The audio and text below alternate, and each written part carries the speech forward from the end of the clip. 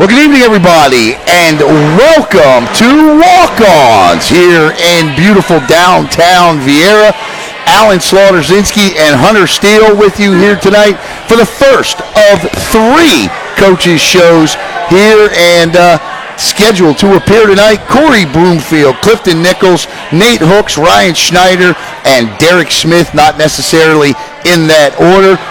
Coach Broomfield from Bayside will be joining us first. Roy Holbeck will also be joining us, and Roy is walking in the door. So what we're going to do is we're going to get Roy, who's walking in the door, first on the show. So that's what we'll do here, working on the fly here, if you will. That's Roy. Never mind. That's all right. Live T. That's not Roy Holbeck. So once again, live here from Walk-Ons. Hunter, your first coach's show. Take a deep breath, man.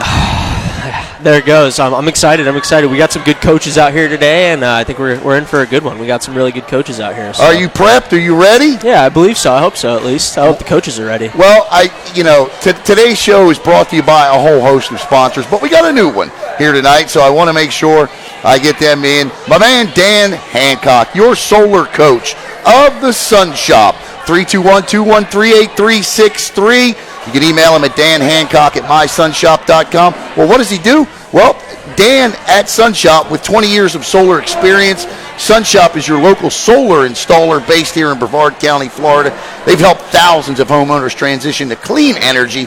Whether you're in Jacksonville, Miami, they will come to you and make sure your solar installation is done the right way. And, of course, my guys over at UbrZati, I was over there today, and I got to tell you, I ran into O.J. Ross, Eddie Combs, Garrett Lamp, Joseph Tenta. All of them were over there today working out, and I tell you what, they're getting ready for the big season coming up, because UbrZati, they do a terrific job with their strength and conditioning, and that treadmill is absolutely brutal. And not only were they on that treadmill, not one, but how about a dozen times today? Yep, they were pulling weights across that entire complex as well. And you're going to see that coming up tomorrow on Brevard Sports Network. For more information on UbrZati, log on to ubrzati.life.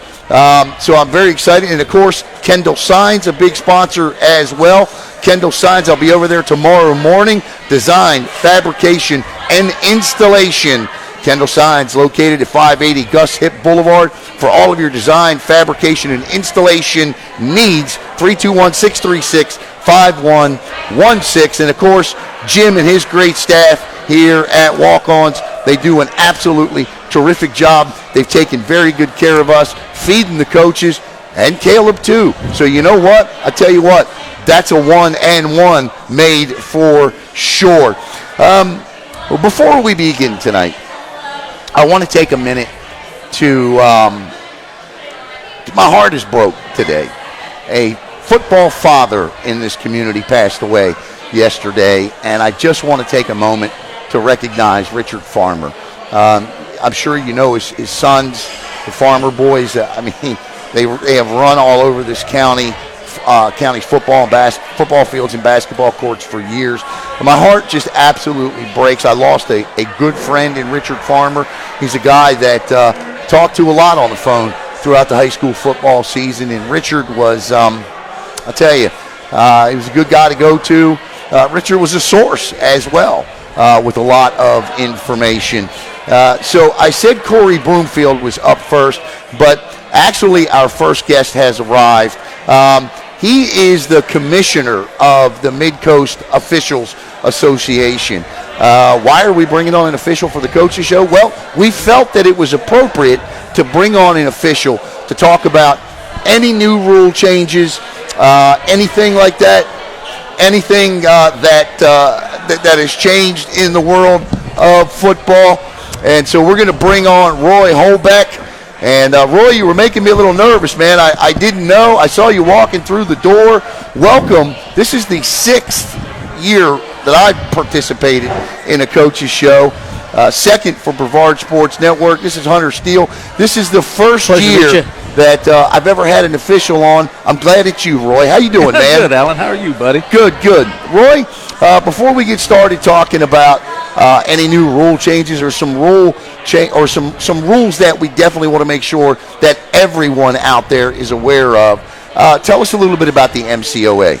So the MCOA has been around for a long time. They started, back in the 70s, and we've been pushing through ever since.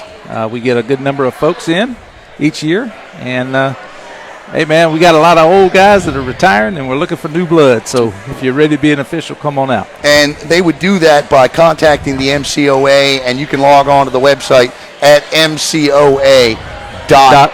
Absolutely. Yep. Well, I know as you look across the room over here, you see 5 or 6 Brevard County High School football coaches, and I've broadcast a lot of games in this county, and those guys seem to be pretty well behaved that are here. They are, absolutely right.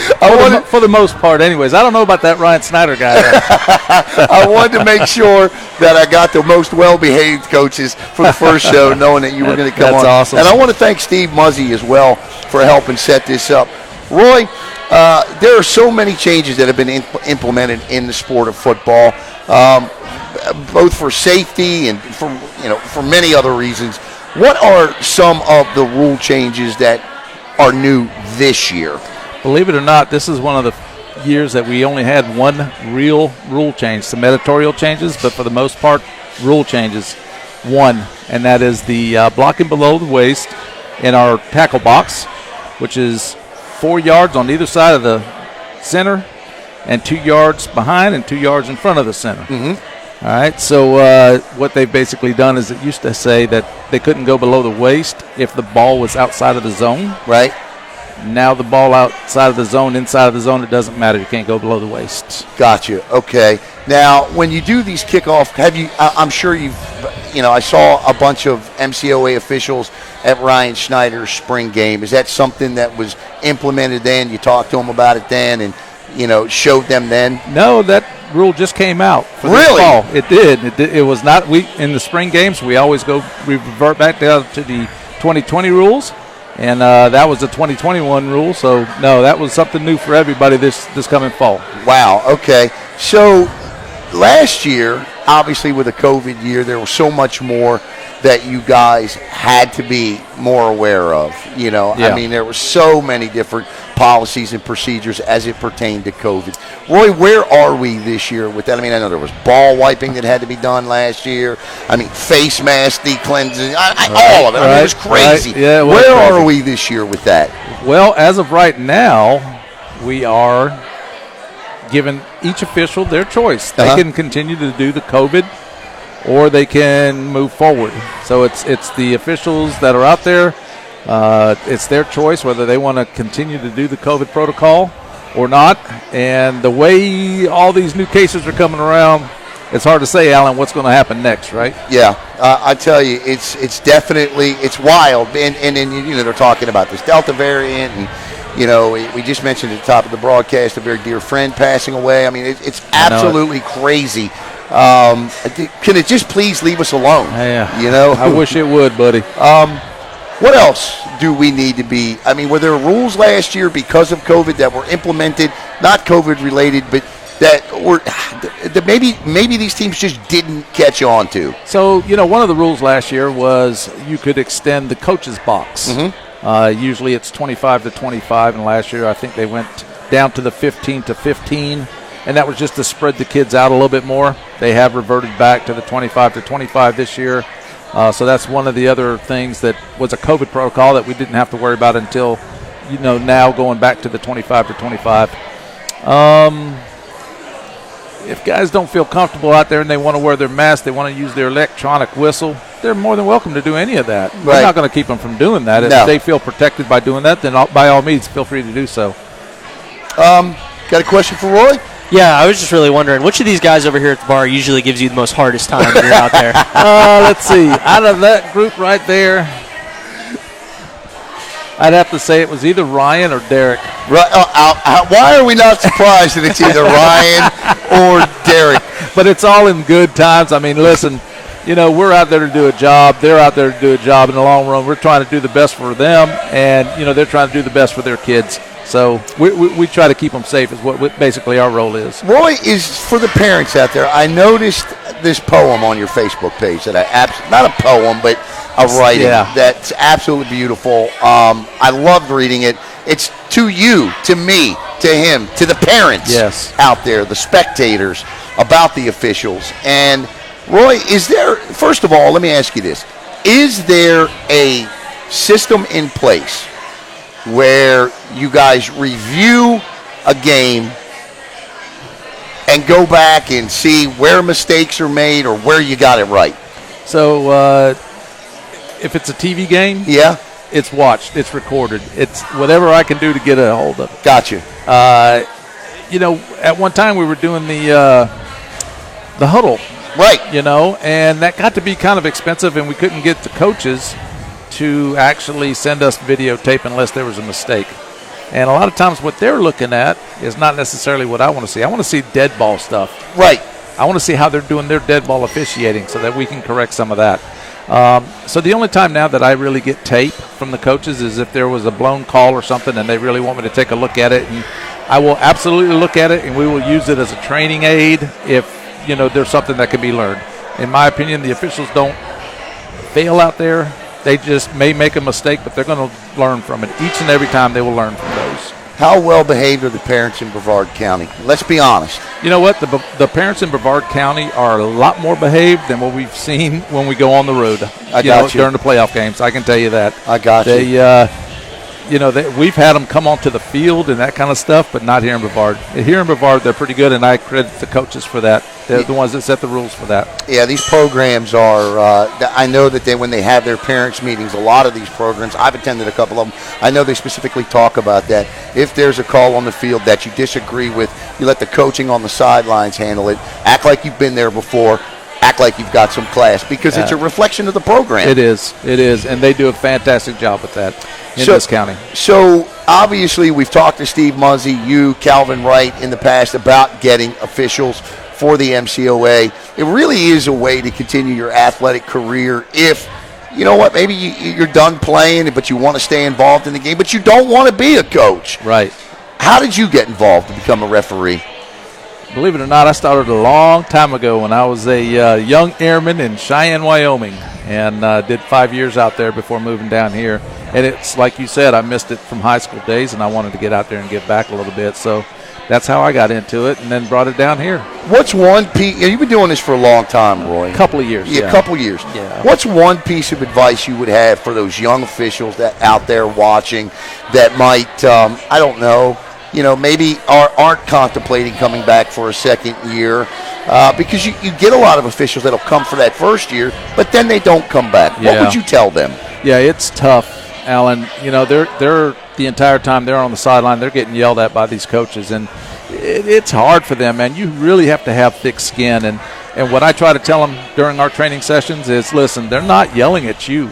They're yelling at the uniform. They're yelling at the other guys that have years of experience over you as much as they're yelling at you as a new guy. Right. So you just have to accept it. They're not yelling at you. They don't know you as a person. They are yelling at the uniform. That's what they're yelling at. So that's what I try to tell them. And sometimes it works and it brings them back, and sometimes we lose them.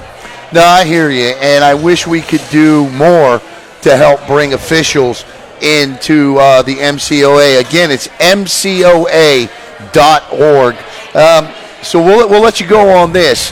One thing you want everybody to know about the upcoming year as it pertains to officiating. What would you tell them? Is there a speech you want to give? If you could tell the parents and the coaches one thing before the start of every season, what would that one thing be? Or maybe it's two messages, one for the coach, one for the parents. No, the message would be the same. Take the test. If you can pass it like we do, then you can yell at us about not knowing the rules. It's funny. I read today that that's essentially how you got back into officiating again, because you were consulting, sort of, kind of, telling them, and then they said, well, Roy, why don't you come back and join us? And you did, and now you've never left. I haven't. You're absolutely right, Alan. Yeah, I'll tell you what, Roy. Well, please send our love to everybody at the MCOA, because we really do love the officials and the referees. Yeah, we get on them sometimes, too. Of course. We are equally as guilty as anybody. Hey, and I know it because I'm watching TV and I'm watching those games and I'm doing the same thing. So, listen, I understand. I don't know them. A lot of people don't know me, so they're more than welcome. They can yell at me. It just doesn't bother me anymore. So, Roy, thank you so much. When we come back, it'll be Corey Broomfield of the Bayside Bears. And I tell you, this is a lot of fun up here at Walk-Ons. If you're in the neighborhood tonight, come on by, stop by, grab a drink, grab a meal, and check out the coaches show live. And put it on Alan's tab. That's what I'm doing. You know what? Yeah, go get you a meal. Seriously. You know I'm messing with you. No, go get one. Hey, listen, I appreciate the opportunity to come out here with you guys. Man, it was great to see you again. Yeah, absolutely. Appreciate you joining us. All right. Roy Holbeck of the MCOA will be back with Corey Broomfield from the Bayside Bears. It all started with a sketch on a napkin. An idea created by two walk-on bench warmers. And after 10 years of hard work and perseverance to turn their dream into a reality, it's the #1 sports bar in America. Welcome to Walk-On.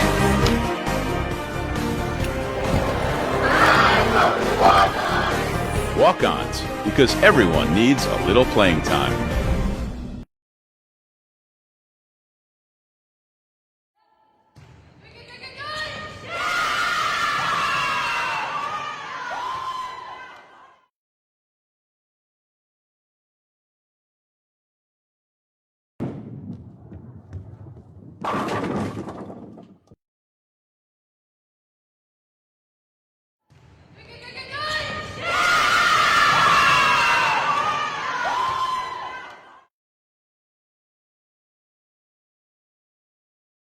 Hi, this is Michelle Rycroft with Beach Wave Volleyball Club, and you're watching Brevard Sports Network.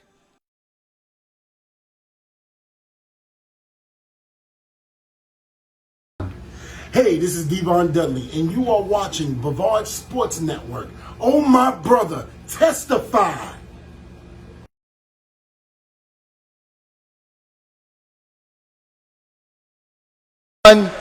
All right, welcome back to Walk-Ons here in beautiful Viera. I'm Alan Slaughter-Zinski, joined by Hunter Steele, and our first guest of the night is none other than the head coach of the Bayside Bears, Corey Broomfield.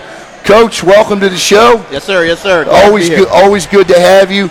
Coach, I don't know how you do it every year, but you manage to go first, man.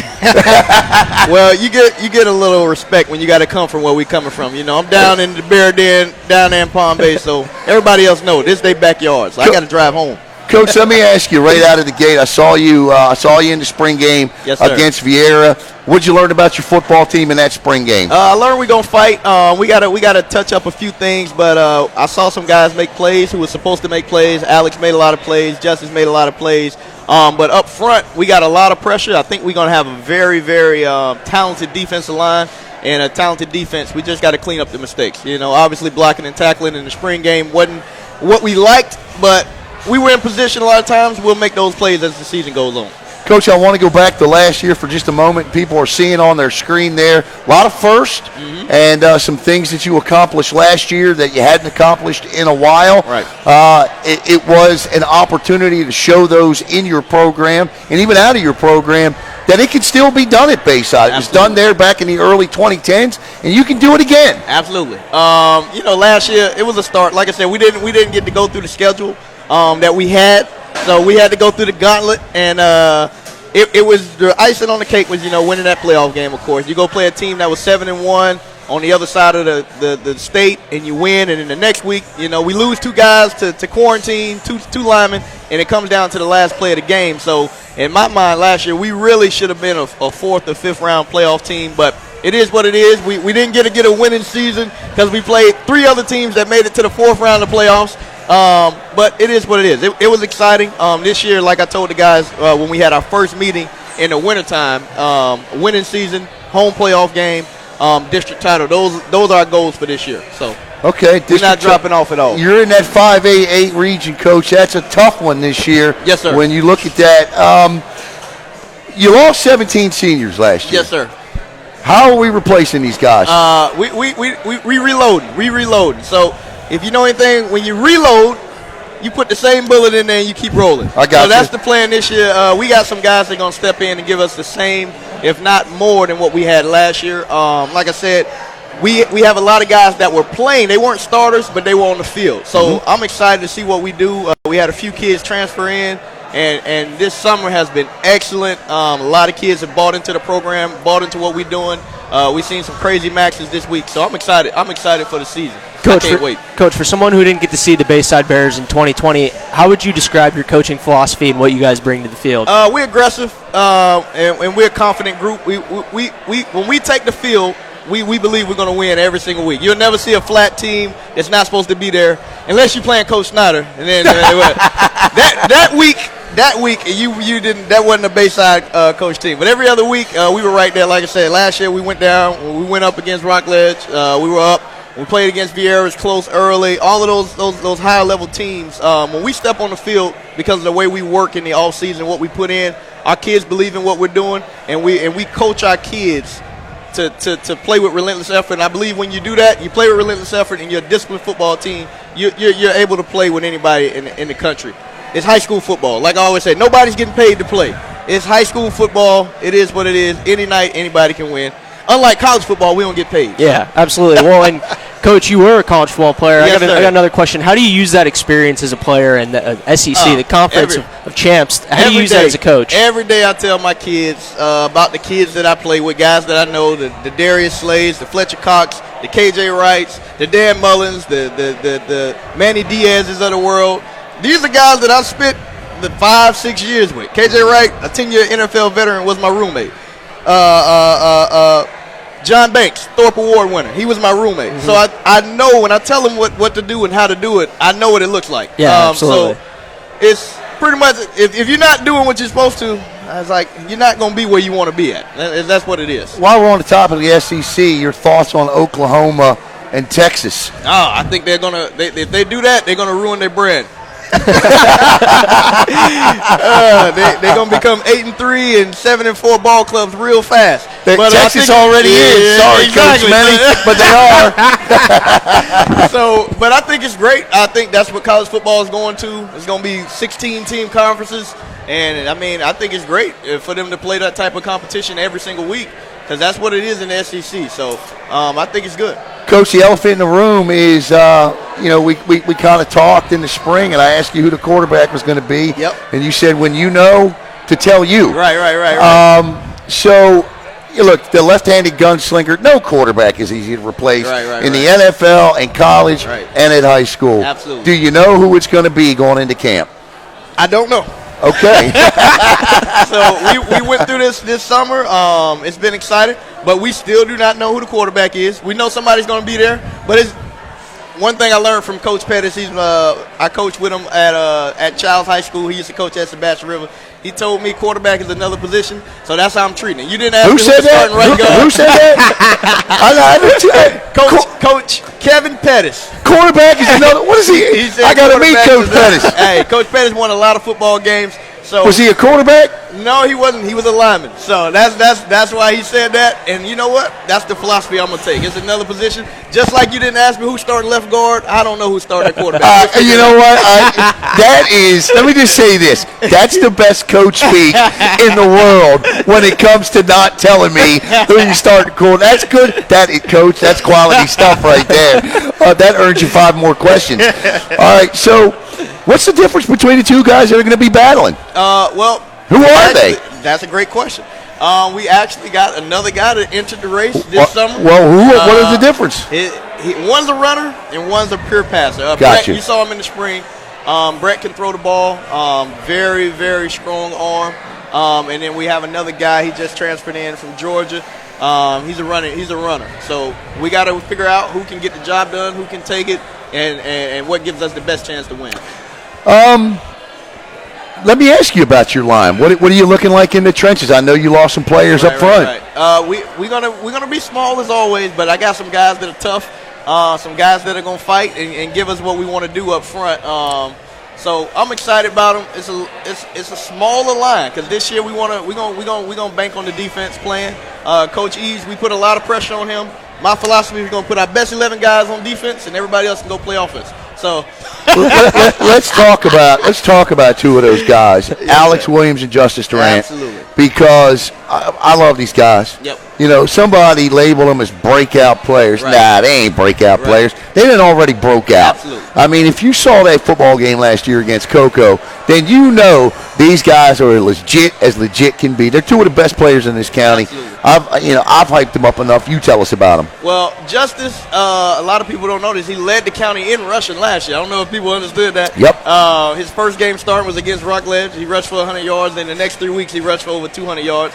Playoff game against Jefferson, he rushed for 176 yards. So he's a guy that can play. Like I said, he's very excited for this season. And a great kid, a kid that does everything the right way, and a leader for us as a program. Alex, very similar kid, very dynamic kid. He just got to keep his head on straight and do what we ask him to do. But athletically, skill-wise, the kid can do everything. Anything you ask him to do, he can do it on the football field. And he can predict. I tell this story, but when we were looking to see where we were going to go first for spring football practice, he said, "You can come down here." Right. I said, "Well, you going to give me a reason to come down?" "Yes, sir. Absolutely." And we got down there. He had a pick, 6. And you know what? The rest was history. I just love watching these guys play. Hunter? Oh, man, Coach, you mentioned how you were going to use two, or maybe not use two quarterbacks, Right. but you got two quarterbacks in the running this year. Are you a coach that would use two quarterbacks, or Absolutely. are you one guy? I grew up a Florida Gator fan, and I remember Steve Spurrier switching in quarterbacks back in the day. And now back then it was they both could throw the ball. Right. But I don't mind switching up. Like I said, you change linemen in throughout the game. Why not can't change the quarterback? So it is what it is. But I absolutely do. I know early in the season we will use 2 quarterbacks, maybe 3 quarterbacks.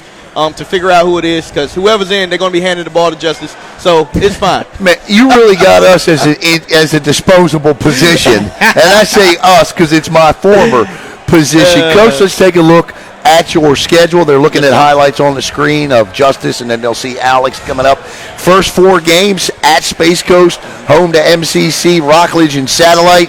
When Hunter and I did the preview, out of those 4, we felt like you could roll up out of there 3-1. Yes, sir. All right, well, hey, anything can happen. Anything can happen. Like I said, I know Space Coast coach just got the job, so he got in late. The last time we played them was 2 years ago with Coach Diesel. They're always a competitive squad. MCC, I don't think we've ever played since Bayside first opened as a program, so I'm looking forward to that game. I didn't get to catch them in the spring. Rockledge, we waiting to play Rockledge. Like I said last year, they had a freak out there, a grown man, Raheem Sanders. They unleashed him in the second half, and nobody could tackle him. So we looking forward to that game as always. Whenever you play tough competition, you want to rise to the level of your competition. So that's a game I know a lot of our kids are circling because they're in our district. Right. The district title going to go through That Rockledge. district is tough. It's gonna go Satellite, Rockledge, Merritt Island, Yep. Titusville. I mean, this is a loaded district this year. It reminds me of the old days. Right. I'm glad to be in a district where everybody's in the county. Right. You know, my first year here, I had Lake Gibson, I had Auburndale, I had Jensen Beach. So we went all over the place, 3 different counties. So for all of us to be in the same county and in the same district, I'm excited. You know, by week 3, everybody's going to have everybody's film, and they're going to be emailing, trying to figure out who you can get film from. So it's going to be fun. I think you get that win over Fort Pierce Central as well. Absolutely. Merritt Island, Titusville, Palm Bay, and Heritage. Coach, I felt like, and I'm just going to shoot it to you straight, I felt like with what you lost last year, the unsettled quarterback position, I thought 6-4 sounded like a good number. Is that? I mean, I know that obviously you want to be district champs, you want to be this, you want to be state champs, but I know coaches have to have reasonable expectations. Absolutely. How do you feel about when somebody says, "I see this as a 5-5 or 6-4 team"? Well, all I say is that we got 10 games on the schedule. We expect to win 10 games. There you go. I like it. We don't work out 4 days a week and wake up at 6 in the morning and wake up at 5 in the morning to say, hey, we're going to lose this game. No. In the words of Herm Edwards, you play to win the game. That's what we play. Sorry, Hunter had you at 2-8. No, I'm just I'm just kidding. That's fine. I'm just joking. I'm kidding. Like I said, we'll do our Twitter talking after the games. So that's when we'll talk. Alex Williams on the feed says 10-0. Alex, I tell you what, if anybody's got a premonition, it's you, Alex. So go get us 10-0. Coach, before we let you go, Yes, sir. Any message to the Bayside fans this year? And, August 19th. Yeah. It's a Thursday night. We kick off against Seabreeze, a team that went to the second round of the playoffs last year. That'll be our opening game, our kickoff class. Come on out and see us. The kids have been working hard. We just ended our summer 32 workouts. I think we got 15 champions. That means guys that made 28 or more workouts. Out of the 32 workouts, they showed up. So I'm very, very excited for the season and show up and support because this year you can. You come to the game, hopefully you got all your medicine in your body and all your concoctions. I don't know what the rules is this year as far as attendance, but hopefully everybody can come out and enjoy the games. That's what I'm looking forward to. I got one more question for you. Yes, Who sir. handles your social media and your graphic work? I do. I know. Yes, sir. Yes, sir. Yeah, You do it. By the way, it is one of the best that's out there. The Bayside Bears are an outstanding follow on Twitter, so make sure you follow the program. Now, I do want to give a shout out to Robert Juden, alumni. The stuff that looks really, really nice, he did that. But most of the other stuff I take care of. You're going to have to send him our way, it's no doubt. Coach, we appreciate you. Did you get your honey barbecue wings? No, man. I enjoyed walk-ons. They're excellent. I look forward to coming back. But I just add that they add real wings. They only got boneless wings. Oh, man. Well, I'll let you know. Caleb behind the camera shaking his head, man. He just right. I mean, it's a sports bar, and I appreciate it. But get some real wings. I tell you. All right. Well, Coach Corey Broomfield and the Bayside Bears, thank you so much. Right. Yes, indeed. I don't know who's coming up next. Caleb's going to decide. We'll be back with the next head football coach here in just a minute. It all started with a sketch on a napkin. An idea created by two walk-on bench warmers. And after 10 years of hard work and perseverance to turn their dream into a reality, it's the #1 sports bar in America. Welcome to Walk On.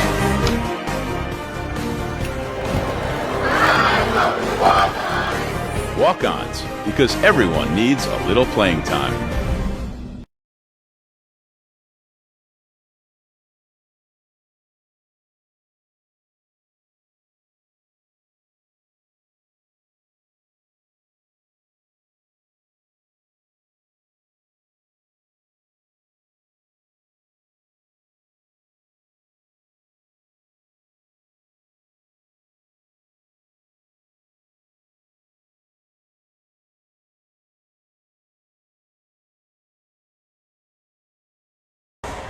All right, lots of thanks to SCS Academy. Coming up August 6th down on Grant Street at the Joseph N. Davis Community Center. Big backpack back-to-school giveaway with the SCS Academy. Free heart screenings as well. Who we play for. But look, they need student volunteers. Give Tony a call at Play Melbourne at 321-608-7460. Go ahead and get you some community hours in before the school year even starts. And of course, basketball games, skills and drills, gift card giveaways, all put on by the SCS Academy. Corey Williams, Danny Espling, they all do an absolutely phenomenal job. Well, our next coach represents the Holy Trinity Tigers. He is none other than my man, Coach. I tell you, man, I love talking to you. Coach Nate Hooks. Meet Hunter Steele. Nice to meet you. All right. And all right, Coach, so I'm asking everybody the same question to start. What did you learn about your football team in the spring game? Well, best thing about it, we had a good performance. Okay. We played a school that was upcoming. Okay. Palm Beach Prep, Christian Prep. Okay. And they had 8th, 9th, and 10th grades. Okay. But the good thing about that is that's what we had on the field also. Right. With about 13 ninth graders to come in. Rising ninth graders. It's a JV team. We're definitely a JV team. And the performance that we had in the spring game was so promising because there's some troops standing on that sideline. Coach, if anybody can get the most, and I always say this, there's no coach better in Brevard County, and I'll tell all of them this. that can get more from their players with the least amount of numbers than you. I don't know how you do it year in and year out. You know, I'm going to put the graphic back up here because this guy right here took over from Mark Ainsley at Heritage. Ironically, he and Ainsley are tied for the longest tenured head coaches in this county. Did you know that? Didn't know that. Yes, sir. That's something. You both have been on, you know, when he left, he went to Heritage, and you both have been in the same job, but you two are the longest tenured head coaches in this county. You're 38 and 31, and you're going into your 8th year. Last year, 5-4, coach, with virtually nothing standing on the sidelines. How do you do it? It was rough, man. But I tell you, I spent a lot of time with strategy. It's almost exhausting because I have to think about things other coaches don't. Right. You know, we're playing teams with 2 people on the sideline. And actually, the worst showing we had was almost the best showing at the same time. Satellite put up 60 points against us. We broadcast that game. Yeah. But we put up 33. Yeah. 5 turnovers, 13, 14 players. Yeah. And 2 players got hurt in the game. Right. Didn't come back. So the 33 points was pretty impressive because Satellite was so good last season. I think they gave up 3 points a game. Yeah. Outside of the Cocoa game. Absolutely. Right. Their regular season, they gave up 3 points. We put up 33 with 5 turnovers. And that's a nasty, aggressive defense that Coach Kimmy's got there. It's impressive. You know, Rick Dormany, and they do a great job there. Coach, they play hard. Yeah, they do. Play hard. Coach, I'm a student at Florida State, so I follow the football team pretty hard. And, yes, sir. Been caught up in the ACC recruiting rankings, and of course, you know, I'm sure you're well aware of the new Georgia Tech incomer James Blackstrain. Yes. I just want to know what kind of impact does he leave on the program, and what kind of characteristics and what do people take from him as a player? I'm glad you asked that question. That gives me a chance to tell a story that happened about 3 weeks ago. Okay. Day Farmer is highly recruited by Georgia Tech. They actually wanted to see him. We went up for a visit. And soon as we walk in the head coach's office, the first thing out of his mouth before he says hi is, "That's my man. Please send us another one like James Blackstrain." Wow. It was impressive, man. He said he doesn't have to worry about that guy's character, doesn't have to worry about the classwork. He has already picked up on the plays, the check system. He knows everything. So he was impressed. They all say they love him. Wow. Coach, I got to ask you this question because you mentioned Day Farmer. Have you heard from Day today? How is he doing? We know his dad passed away. You know, Richard Farmer, great guy. Yeah. Have you heard from how are the Farmers? Do you know? Well, he's doing a lot better today than yesterday. I'm sure. Yes. And the thing about it, man, is those boys are good boys. Yes, they are. The dad raised a household that didn't get in any trouble. No. You know, they're yes sir, no sir kids. Yep. He did it way before this. I'm not just saying this because no, of the I situation. understand. Right. You know, I've told him that. Excellent job. I did too. Yeah. And Day specifically, been the youngest. You know, you just wonder how fragile the situation is. Yep. And he texted me last night, like 5:30 in the morning. Yeah. It's rough. I bet. Rough. He did text today saying that he's doing better. Day, we're here for you, man, okay? So the community is, and, I know football's the furthest thing from his mind right now, but he's a special player, isn't he? Yes. I keep wanting to say he's a good kid. Yeah. He's good. Yeah. And I'll tell you, there's another little story, and it was so bittersweet, man. With this happened Tuesday. No, Wednesday. Right. This happened Wednesday. So Monday night, I'm talking to the dad on the phone, and he's telling me, Coach, I appreciate everything that you've done for Day. he called me. He called me Day-Day's football dad. Man, he says, I want you to keep making decisions for him and keep doing what you're doing. And I don't want to sound spooky or anything. No. But then this happens. Yeah. It's almost like wow. I love Richard. I talked to him. I talked to Richard about a month and a half ago, and he's a funny guy too, man. And we always talk to football. Richard was a good source too. I mean, he was. He knew a lot of stuff about what was going on around the county. But Richard, rest in peace, and our heart goes out to you and to your family. I got to ask you, I know you got a couple transfers in this year, but one transfer you got in is kind of special. You got a pretty good team mom there, Miss Kira Joyner. Talk a little bit about that. Kira's a great woman. She has a little experience in that team. Yes, she does, don't she? Yeah. She's fired up. She's a football mom. Yeah. And been doing it since youth league days. So I was excited about that. Coach, a lot of coaches I've seen over the last 8 years walk away from schools because they have transfers that leave. They develop kids and relationships and cultivate them, and they'll go play their senior year someplace else. And a lot of coaches just throw their hands up in the air and say, you know what, I'm out of here. You have had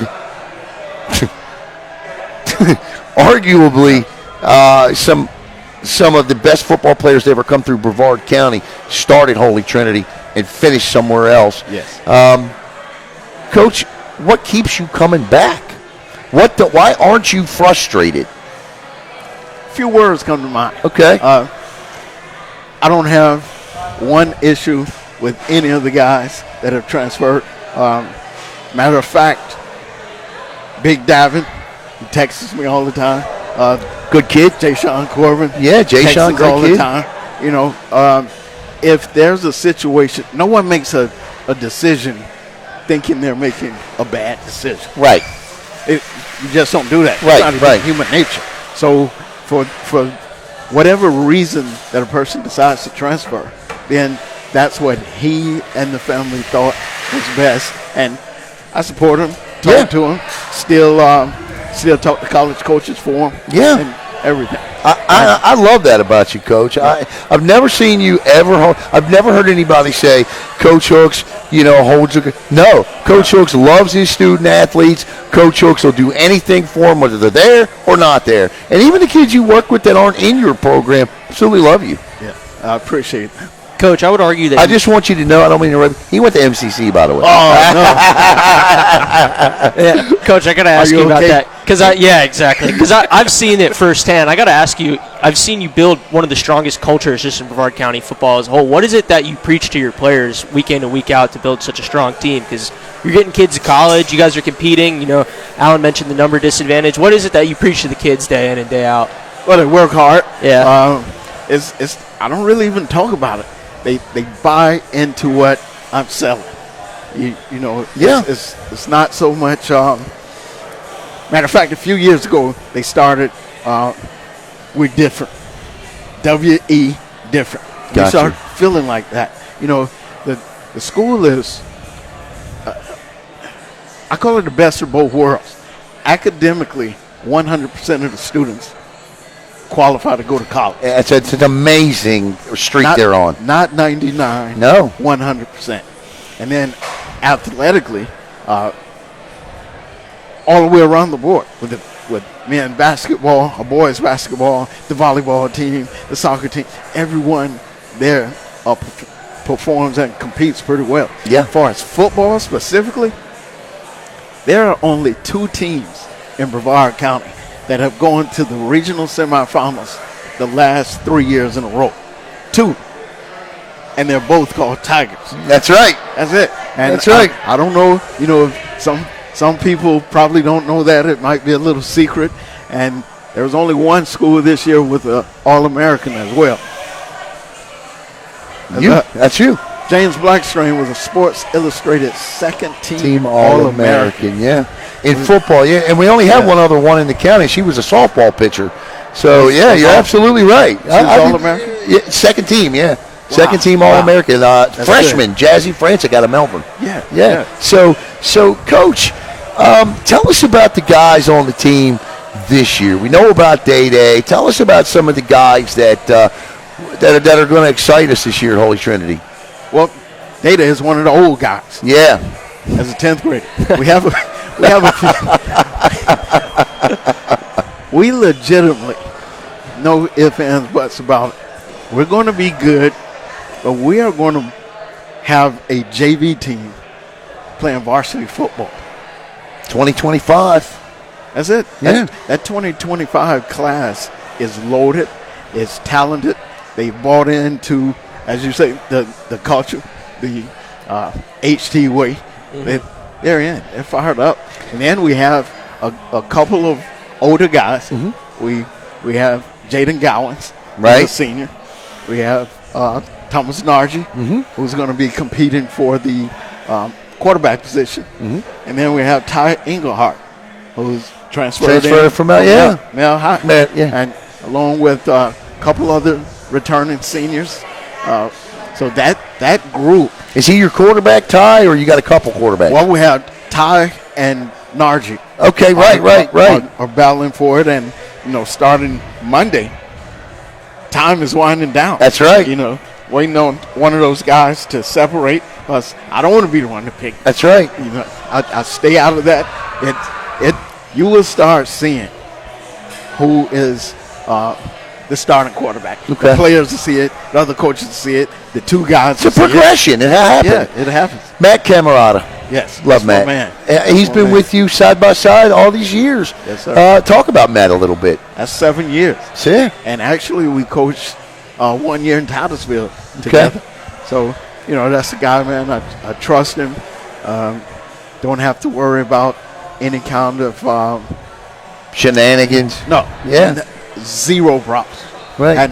And it's not a situation of Mike Tyson yes man. Right. He gives me his opinion on things, and I might suggest something, and he says, "Coach, let's do this. Let's do it. Let's do it." Right. Let's do it. 'Cause I trust his opinion. Actually, he had the title for so long as assistant coach. Right. Just here, not really. Right. No, I hear you. And I wanted to change the title to assistant head coach. Right. Because we were doing this, and now one of the best things about the program, I was doing so much, by myself. Yeah. We restructured it where we brought guys in to do some of the things. Because you were, you were just running rampant. Yeah, it was like a one-man show. Yeah, no, you can't do that. Well, it didn't bother me because, so it's tunnel vision, right? Focus. Football is an aggressive, right, physical sport. So, and nobody's in better shape than you are. I'm looking over there at those guys, and I'm like, there's Coach Hook standing there. He's like, the other guy's like, poof. So I took that same approach in building the program. You probably don't know, when I got the job, there were like 5 kids on the team. I didn't know that. Yes. And now we've had 4 ESPN 300 guys. I know. In 7 seasons. 20. I'll tell you what, I cannot wait. And I will say this. You can probably figure out which parent. About a month and a half ago, 2 months ago, I was talking to a parent. Okay. And they said, we're gonna go to Holy Trinity. And I said, that's a great move. Absolutely great move. And I just felt like that for the situation, for what you deliver, for what that program delivers, I loved it for them. And I tell you what, the parent is so glad they did. So glad they did. Got anything? I'm glad they did, too. Yeah. Coach, I think I might know the answer to this one, but what's the first thing that you look at when you get the schedule? When you first print it out and you first see it, what's the first game, first thing you look forward to? Well, that MCC. And you know what, though? It's good to have that rivalry renewed. Yes. We didn't have it for 2 years. It's good. And now it's back. And then as I look at your schedule, Coach, MCC, Titusville, Indian Rocks, Christian, Interlochen, these are games. I tell you what, I look down the list here: Palm Beach Christian Prep, Space Coast, Pine Ridge, Father Lopez. Even with this team, but you have talent, Coach. They're talented. You can win 6 or 7 of these games. They're talented. Yeah. It's going to be extremely young. Maybe 8 of these games. But here's the thing. I don't know if you want to call this an oxymoron. Extremely young, a JV team. However, the most collective group of football players, talented football players that I've had at one time. We've had some really good guys. Yes, you have. But we've had 3, 4, 5, that were on a different level than the rest of the guys. Now we have so many that can play football.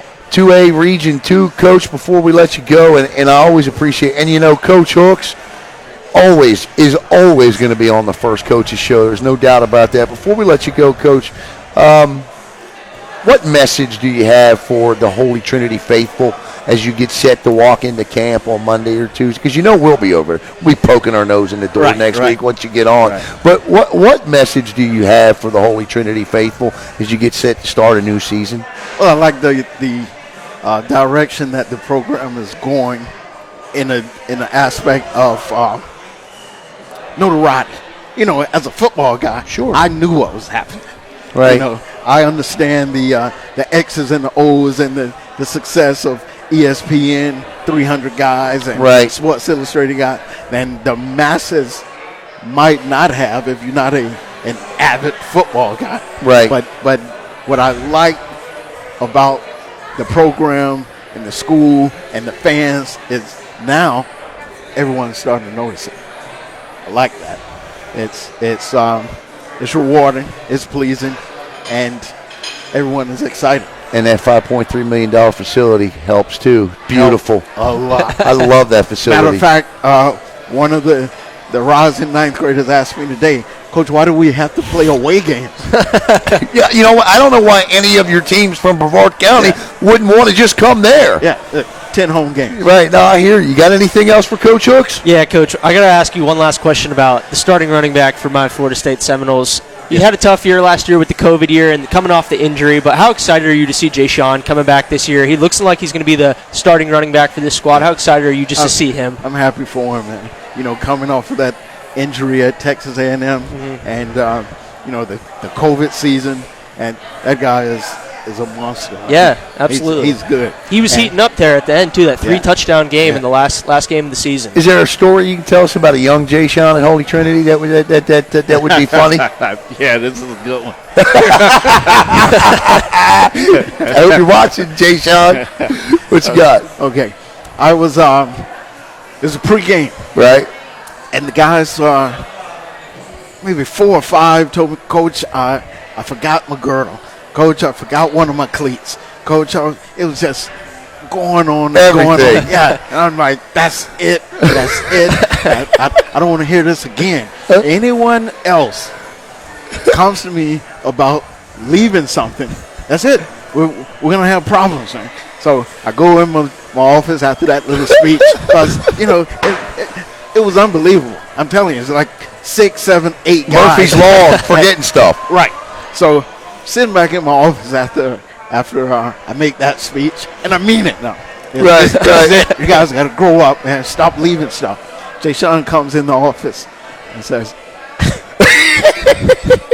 he says, Coach, I forgot my socks. I said, no, man. Play without them. So, here, man, take the socks. Yeah. Don't do this again. Don't do this to me again, man. That's funny. Coach Nate Hooks, yes, sir. Best of luck to you this year. And Coach, we'll see you back in the playoffs. Tied with Mark Ainsley as the longest tenured head coach in Brevard County High School football. We love Coach Hooks. And Holy Trinity, better believe it, they'll be back in the playoffs again. Final thing, Carlos Estrada says 21 HT class. Still better. Coach Nate Hooks. That's the winningest class in the history of the school for as productivity. Right. Yeah. That 21 class went to 3 straight regional semifinal games. They won one of the most exciting play. And I tell you, real quick, two of the most exciting playoff games I've ever seen in Brevard County came from the private schools. The 9-overtime game at MCC, yes. And I watched your game. I don't know who broadcasted or where I was. I think it may have been the Corey, I think maybe had done the video for you or somebody. I can't remember. Right, but I watched the video, that last second Hail Mary. I'm getting chills. Yeah, man, what a play that was to win that playoff game. Coach, love you to death, man. Yes, sir. All right, Coach. We'll be back. I don't know with who, but we'll be back in just a minute here on Brevard Sports Network. This is homeowner Harry. He's a family man, and today he's examining his utility bills. He's wondering why his utility costs, especially the cost of energy, is so high. He wishes there was an alternative that could cost him lower than his present bills. Luckily for him, there is. Here's Dan from SunShop at his door. Dan has come to explain to him how going solar can help him lower his utility cost and solve his worries. Homeowner Harry lets Dan in, and he explains to him how the sun will fuel his home when he goes solar. Dan also breaks everything down to him on how his bills would be lower, and he'll be helping the planet in his own little way at the same time. He was pleased with all what he has heard about going solar with SunShop. Thanks to Dan from SunShop, his home is now powered by solar. And now he's all smiles and happy. No worries for him, as he's now in control of his monthly utility bills. Contact Dan with SunShop below today to go solar too.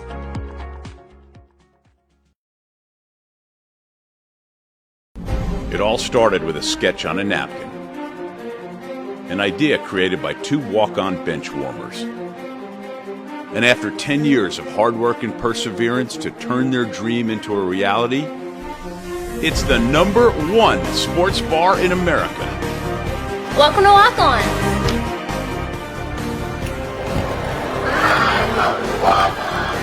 Walk-ons, because everyone needs a little playing time.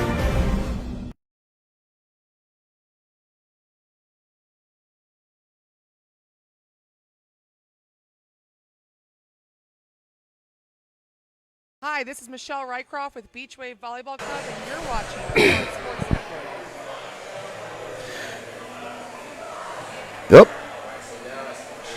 All right. I don't know if I ever muted the microphone. But anyway, welcome back here to Brevard Sports Network and Walk-Ons. I tell you what, this is a great show, and it continues to get better. Many thanks to Coach Corey Broomfield and Coach Nate Hooks. This week we have the first-year head coach for the. He's not first year in Brevard County. We're going to get into all that coming up, but he is a first-year head coach for the Space Coast Vipers. Please welcome in Mr. Clifton Nichols. Coach, welcome to Brevard Sports Network. Pleasure to be here. How you doing? Coach, for those that don't know you out there, tell everybody about yourself. I'm a Brevard County guy. I went to school at Rockledge, went and played college ball, Louisiana Monroe, bounced around a little bit playing arena ball. Came back here. This is where my family is, where I love. I've tried to get away.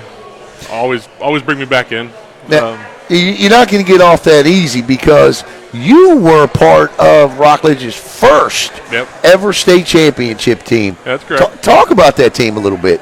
To me, it's a good memory, man. We had a great team. I think one of the best parts about that team is we were told that this was a reloading year for our team, and I think we kind of took that. We had a small senior class. I think we only had 7, 8 seniors, and we lost a bunch the year before that. Lost to Belglades in the regional finals, I believe, and every media across the state told us that we weren't going to sniff the playoffs that year, and we ended up going 1 loss, ended up taking it all the way. So it's always be special. Coach, why was Space Coast? I'm sure that there are jobs out there you had your eyes on because a lot has opened up in the county. We were just talking to Nate Hooks. The longest tenured head coach in this county is 8 years, going on their 8th year with Hooks and Ainsley. Why was Space Coast the right opportunity for you? This will be my 4th year at Space Coast. Right. I came over from Titusville with Matt Diesel. Immediately fell in love with the school and the community. I think it's a real blue-collar area. There's just a real good work effort there. A bunch of good people.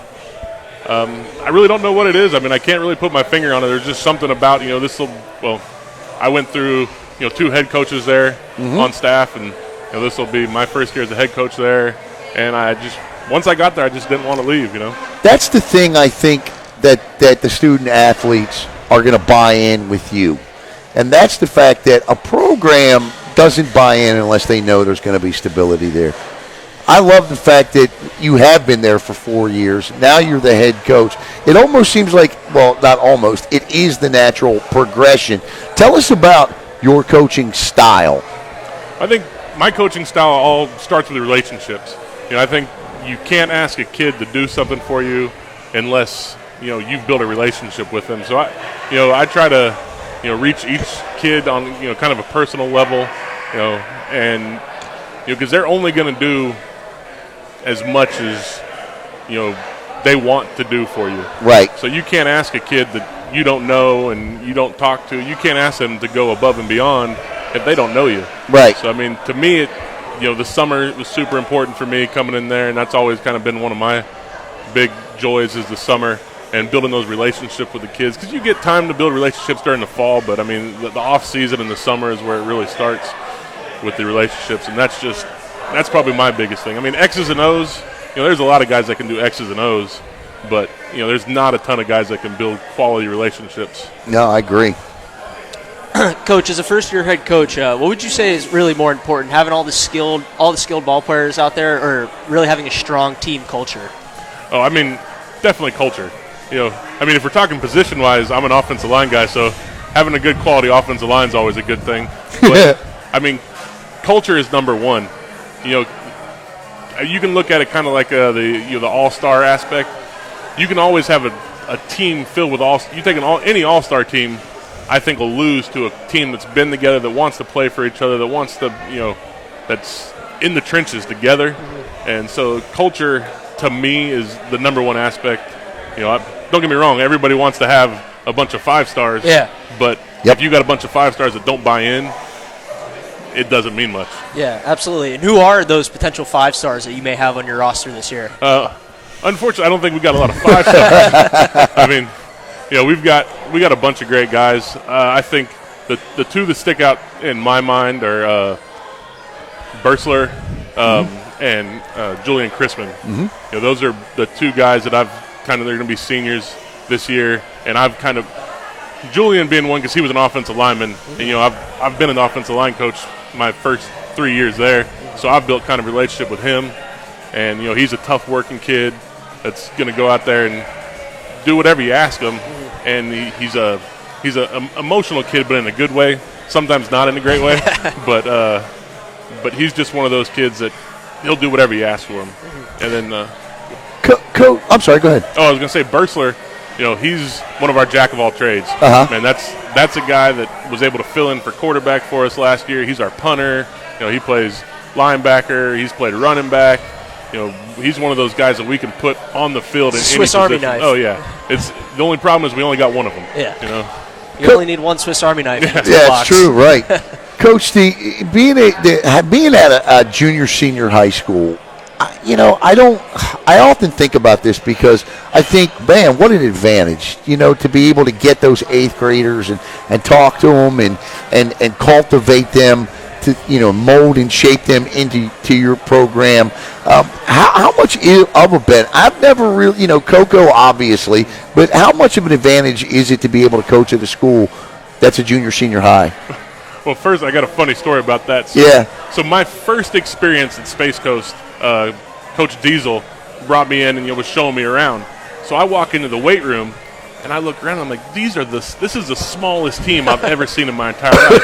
I didn't know it was a junior senior high school. Right. So I'm like, there's no way we're going to be successful here. These guys are all 5'2", maybe 100 pounds. And so we go back into the coach's office and I look at him. I was like, I don't know what we're going to do with that. He goes, oh, Coach, that's a 7th grade weightlifting class. I said, thank you very much. That means a lot. But back on question, having 7th and 8th graders in the program, how can that not be an advantage? Right.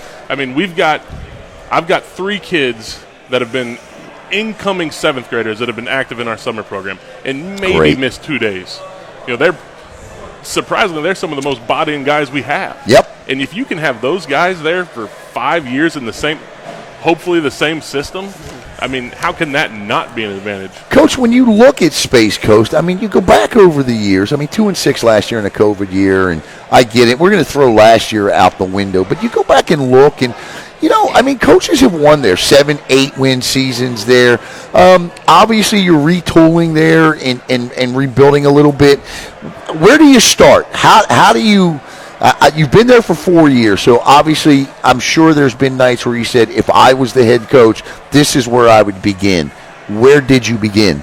I think it comes down to relationships. Yeah. I think, unfortunately, we've had some good head coaches since I've been there, and due to situations outside of their control, they've had to step away. But from the kids' perspective, they don't see that. They see another guy leaving them. Yep. And so, to me, I think coming in and showing those guys that I'm here for the long haul.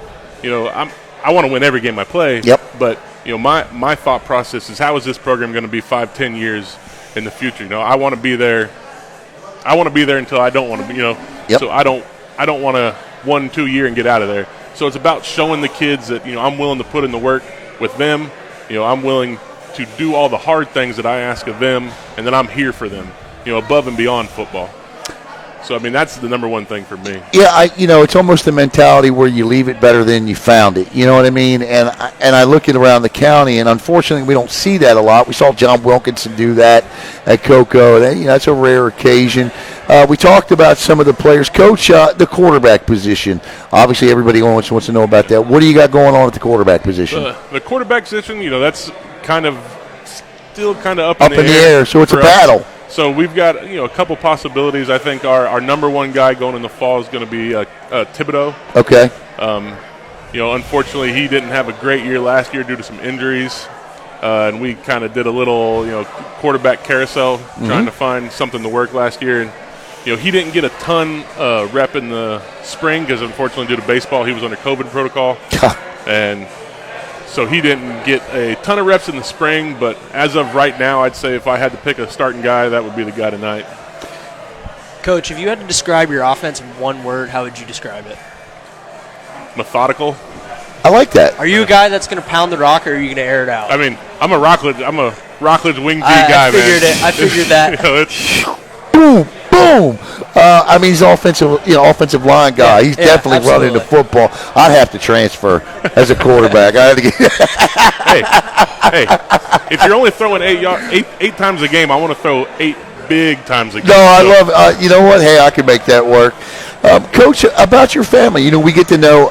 One of the things we pride ourselves in Brevard Sports Network is, we think we have as good a relationship with the coaches on the field as we do off. Tell us a little bit about your family.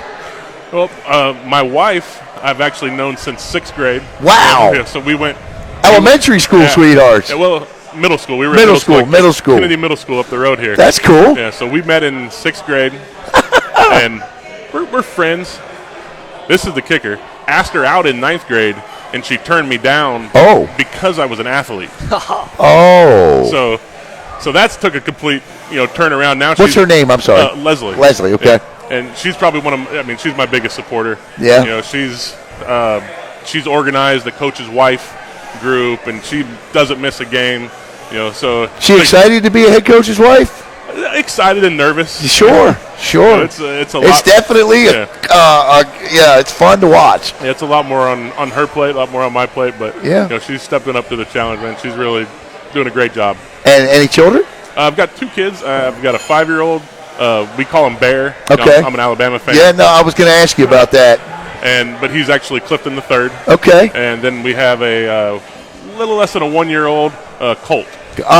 Man, those are some I love those names, man. Clifton and Colt. Yep. So as an Alabama fan, how do you feel about Oklahoma and Texas coming over? Hey, more butts to kick, man. That's what I thought. They can't run from us if they're in the same conference. Exactly. Coach, who did you bring with you to help you out at Space Coast? So that's been one of the toughest things. Okay. Is, finding a staff, because coaching high school football is a commitment. Yeah, oh yeah. So finding guys, we have a great staff, but I'm always looking for more. Yeah. But we've got Coach Scott Smith. He was there last year. He's going to be our defensive line coach again. Okay. Coach Steve Tagey. Okay. He was there last year. He's going to be our quarterback, wide receiver coach this year. And then I brought in Coach David Dye. Coach David Dye, defensive guy. Yeah, he's going to be the defensive coordinator. He was with us in the spring. You know, I've known him for quite a long time. I'm going to ask you about that coming up in a second. Yeah, I've known him for more years than I'd like to admit, I guess. I got you. And then Liam Hinsman is going to stay on with us, and so that's all we've got right now. Now, Coach, you were one of these guys that played semi-pro football. Brevard Sports Network has a deal with Mike Torres and the new Elite American Football League. We're broadcast partners.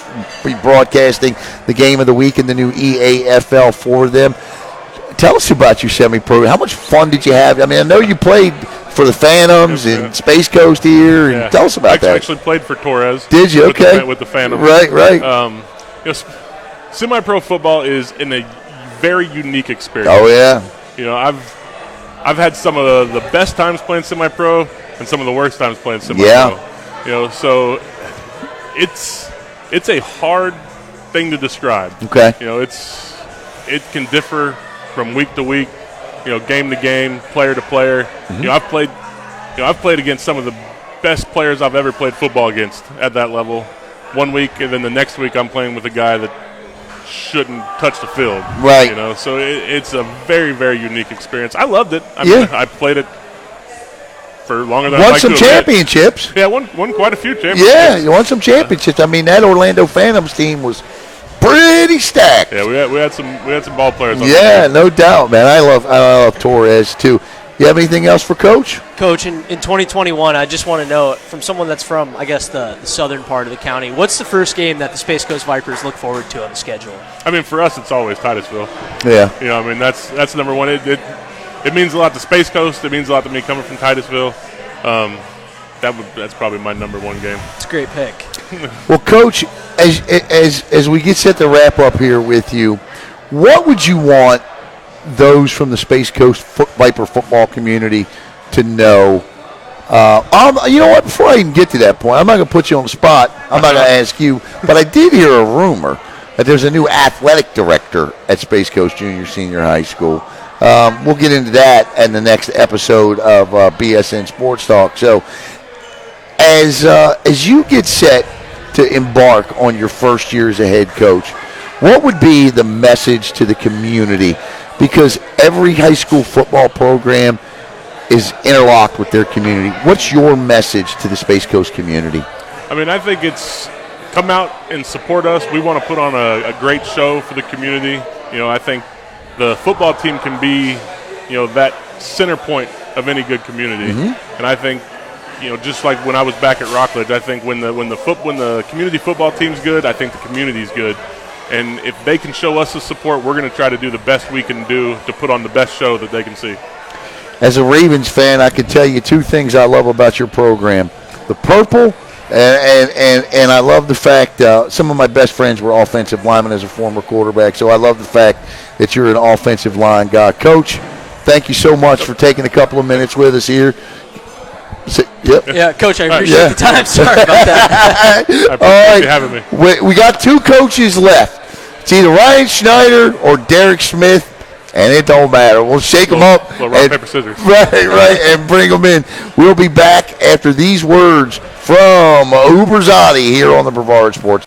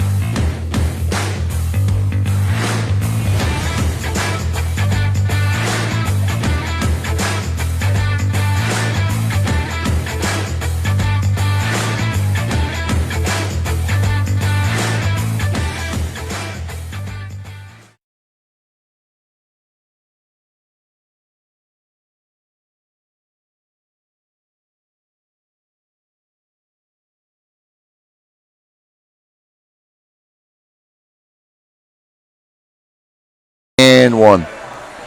Man, I tell you, I absolutely love UbrZati. And you know what? I was over there today and saw one of this man's student athletes over there just working his tail off for the upcoming season, O.J. Juiceman Ross. And if it's O.J. Juiceman Ross, our next head coach can only be Ryan Schneider, the Cocoa Tigers. And, Coach, welcome back to your third coach's show? This will be, third coach's show. Fourth year 4. Yeah, it's crazy. 4th year coming in.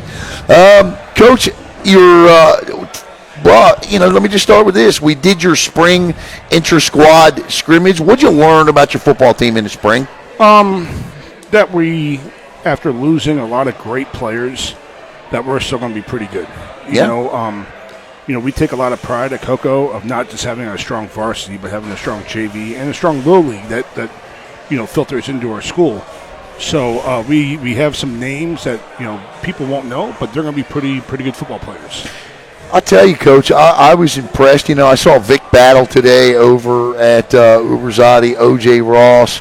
I really like your football team this year. And, talking to some of the student athletes, they really seem like that it's a cohesive group. Talk about that a little bit. No, we're just in a good spot right now. We have a great group of kids and a strong group of coaches who are bought into what we're trying to build, and it's rubbing off on them. We're in a good spot as a team. We're looking forward to the season. We just can't wait. Can't wait to get to Monday. Let's get it started.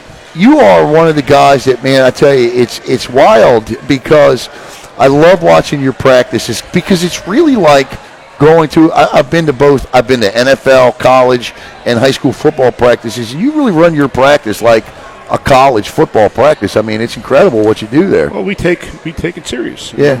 As coaches, we take it serious. It's my profession. Yeah. I love being a coach, and we try to during the off season we'll go to different colleges and talk to different people and try to become better coaches. So how are you guys running your practice? Oh, that's pretty smart. How are you guys handling special teams? Oh, that's a really good idea. Right. We try to morph to what people are doing. Kind of to what we do. What did you learn last year with the guys that are coming back in that, look, playing that Brevard County schedule last year, I think kind of hurt a lot of teams that expected to do some big things last year. What did you learn about your football team in that loss to Cardinal Gibbons last year? That we need to get better. Yeah. If everybody's being honest. Cardinal, we had a good team last year. I don't want to take anything away from what those kids built, what us coaches built. We had a special team. We ran into another really special team. Yeah. And on that day, we did not play good, and they played great. No excuses, but we need to get better. We need to get better as coaches. We need to get better the way we do things in the weight room, the way we do things in the off season, and I feel like we've done that. Yeah, there's no doubt. I mean, if you've ever been in the weight room with what these guys do, it's absolutely incredible to watch a weightlifting segment. Hunter? Coach, I was just wondering, what's the message to the team, and kind of what's the goal for this year, and how do you get back to that state title game? We're just trying to take it, I know it's a cliche, one day at a time. And I believe in that. We're not even thinking about state championship right now. We're just trying to get to Monday. Then when we get to Monday, the first game is Merritt Island. Let's get to them. When you're dealing with teenagers, it's in my opinion, it's dangerous to look too far ahead. Yeah. Let's take care of right now, right this second. Let's be the best person, best player we can be today. And then tomorrow, the same thing. And then tomorrow after that, the same thing. Let's just build on that. You certainly are going to test your football team this year, Coach. What was talking to Larry Bluestein? Larry and I were looking at a lot of the schedules. You're talking about this right here? I'm looking at that right there, Coach. Vero Beach, Osceola. I was talking to Vic Battle today. I said, Vic, you ready for those 2 4-stars on that line? Oh, yeah, Mr. Allen, I'm ready. That's going to be my best game of the season. Venice, Treasure Coast, Dr. Phillips, Viera, Spruce Creek, Lake Mineola, Rockledge. Coach, there's not an easy game on that schedule. We pride ourselves at Cocoa playing the best, and that's what we want to do. I've said it since day one. When me and you first did the talk show back in the day, was who wants to play against a team that you're going to win? That right. There's 100 people in the stands. It's high school football. Let's play against the best. Let's go to these great atmospheres. Let's go to Vero Beach, where it's supposed to be like a college game day atmosphere, where the crowd's going nuts. And we're pumped up about that. We're ready. Yeah. We're looking forward to that. That's what we want to do. We're Cocoa. We're not these other teams. We're Cocoa. We're going to play the best, compete against the best. Let's get it rolling. Man. What does that mean, Tiger Pride? What when you tell the kids Tiger Pride, Cocoa Fast? What is that? It's the tradition that Coach Wilk built that we're going to try to keep on moving. You know, Coach Wilk did an unbelievable job building Cocoa to what it is. You know, we're going to try to keep it moving. We're going to try to hold that same tradition of competing against the best, going out there and being one of the toughest, fastest, strongest, mentally strongest teams in the area. You know, a lot of people felt like, you know, anybody that came in behind a coach like Coach John Wilkinson, you never want to be the guy that replaces the guy. And I love Coach Wilk, but here we are going into year 4, and you know, Coach Wilk, 4 state championships, terrific job. But you have really, and I guess maybe, I guess my question is, and I'm going to stumble over this the way I ask it, but obviously everybody remembers the Cocoa tradition, but this is you have put your stamp on it. It is the Ryan Schneider and Adam Franco and Matt Diesel and all, you know, it's all and Ray Kamika, all of you, right? How were you able, because nobody says, well, you know what, Cocoa didn't do this when Wilk was here. How as a coach have you come in and been able to do that? I've been smart enough to surround myself with really good people. Yeah. You know, and lucky enough. You know, Coach Wilk had a really good staff. A lot of the guys stayed. And, you know, we as a group go out there and try to do the best we can. And luckily we are to be in an area where we have really good football players. Yeah. I'm going to ask you about a couple of them coming up. Hunter? Coach, you got talent all across the board. You got, in my opinion, the best running back in the county. What is it that O.J. Ross does? I got the chance to see him in the spring game. What is it that he does and he brings to the table every single day in practice that makes him different? The big thing isn't even physical. It's the leadership.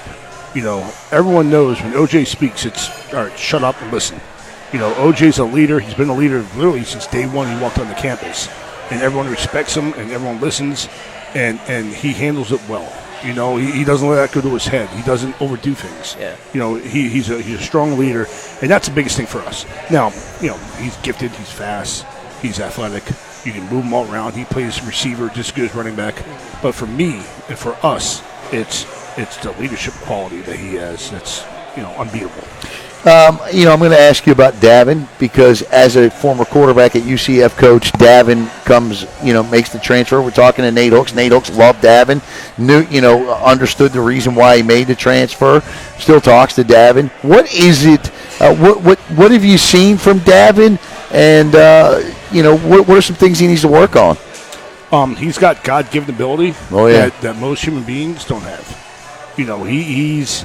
You know, through my coaching career, I've been blessed to coach, 7, 8 Division I quarterbacks. I think 1 or 2 made the NFL, and Davin's the best. You know, Davin has the best ability. To tell you the truth, the thing he needs to work on is just being himself every day. Right. Not trying to overdo it, not trying to, a long time ago I heard Peyton Manning give a speech, and he said, don't get bored with 6-yard gains. Don't get bored with throwing the 6-yard completions. Everything doesn't have to be a 40-yard pass. Right. Take completions, which he'll do. He's fine with it. But Davin just needs to make sure he's Davin. Just be himself, and he'll be fine.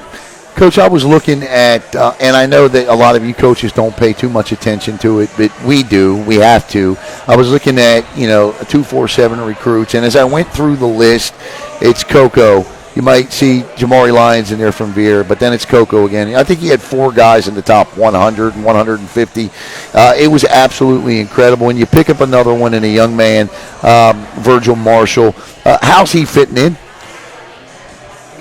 Virgil is a great kid. Yeah. He's awesome to be around.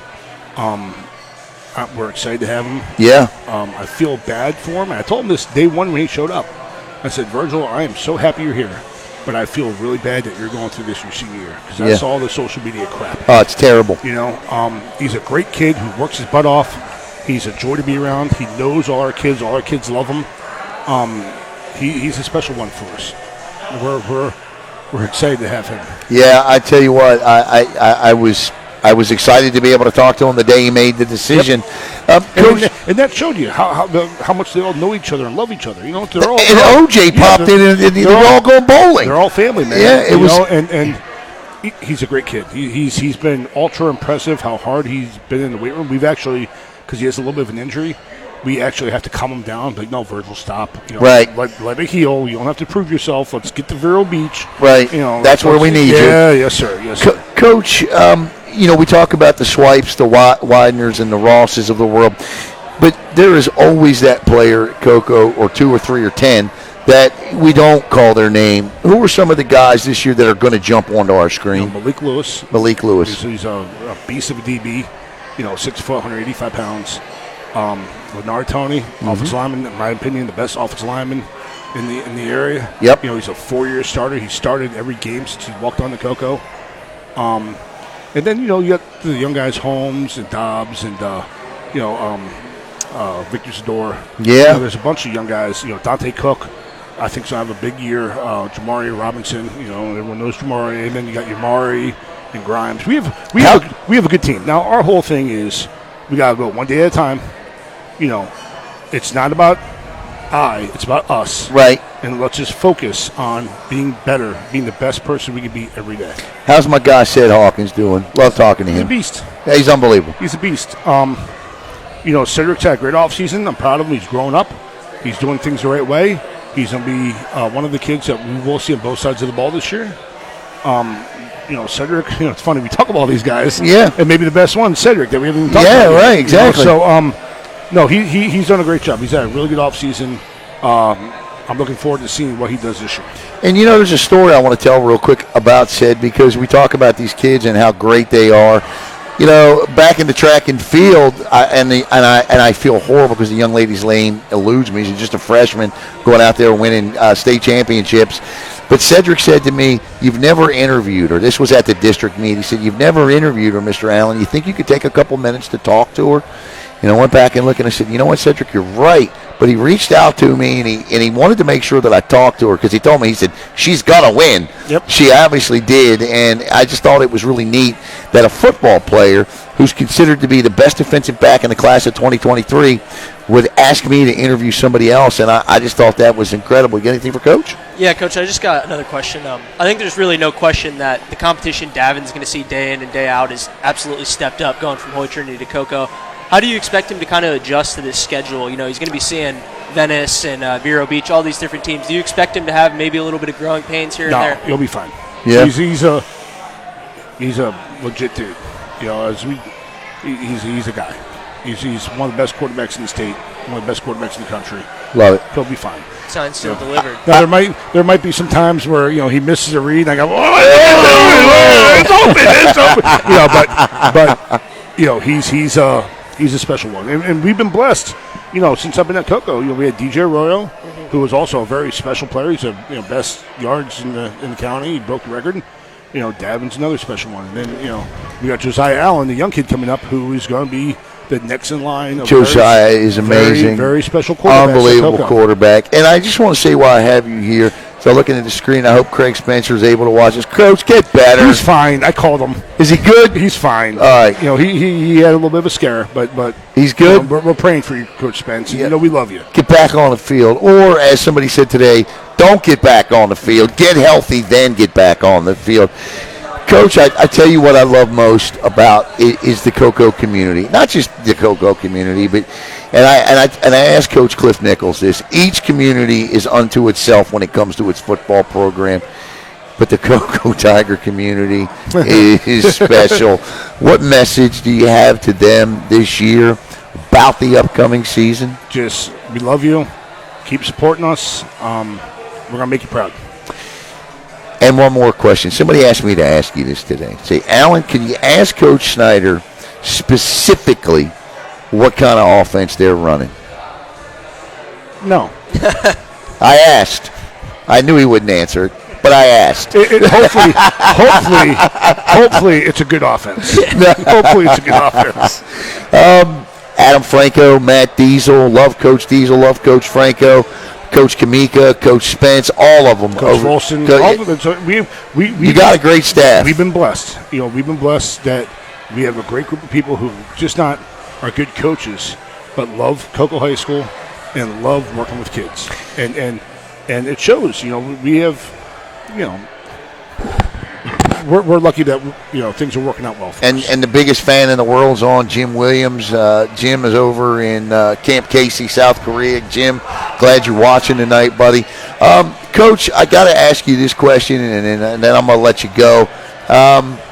as a former UCF guy, I know you still got ties there. How do you feel about the AAC scooping up what's left of the Big 12 eventually and maybe forming a super conference?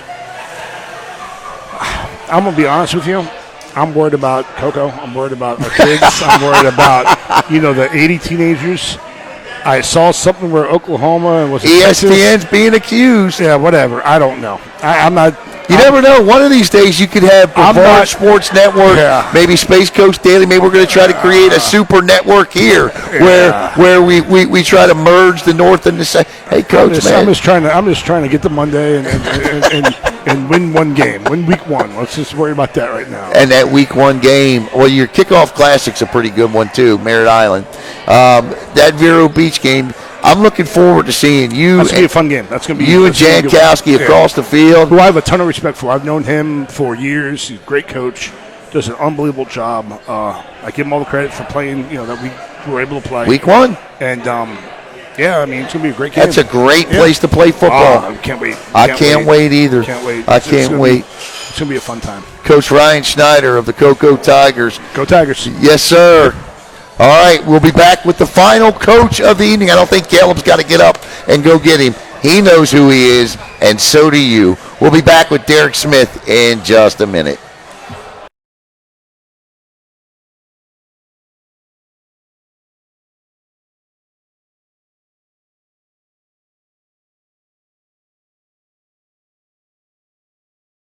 This is homeowner Harry. He's a family man, and today he's examining his utility bills. He's wondering why his utility costs, especially the cost of energy, is so high. He wishes there was an alternative that could cost him lower than his present bills. Luckily for him, there is. Here's Dan from SunShop at his door. Dan has come to explain to him how going solar can help him lower his utility costs and solve his worries. Homeowner Harry lets Dan in, and he explains to him how the sun will fuel his home when he goes solar. Dan also breaks everything down to him on how his bills would be lower, and he'll be helping the planet in his own little way at the same time. He was pleased with all what he has heard about going solar with SunShop. Thanks to Dan from SunShop, his home is now powered by solar. And now he's all smiles and happy. No worries for him, as he's now in control of his monthly utility bills. Contact Dan with SunShop below today to go solar too.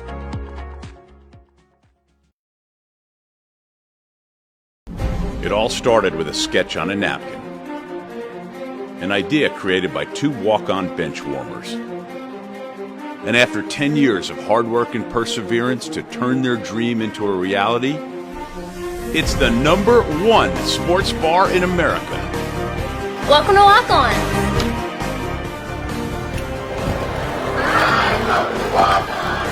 Walk-ons, because everyone needs a little playing time.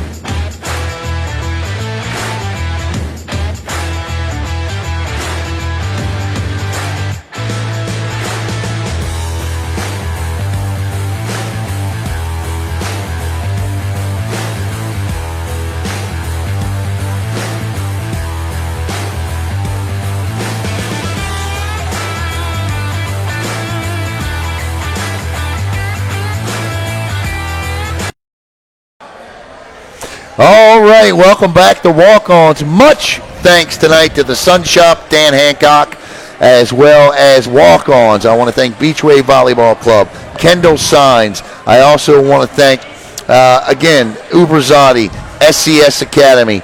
Our final coach of the night. We could be here a while. He's rested from the Keys. He is the 4th-year head coach of the Viera Hawks, 7-4 last season.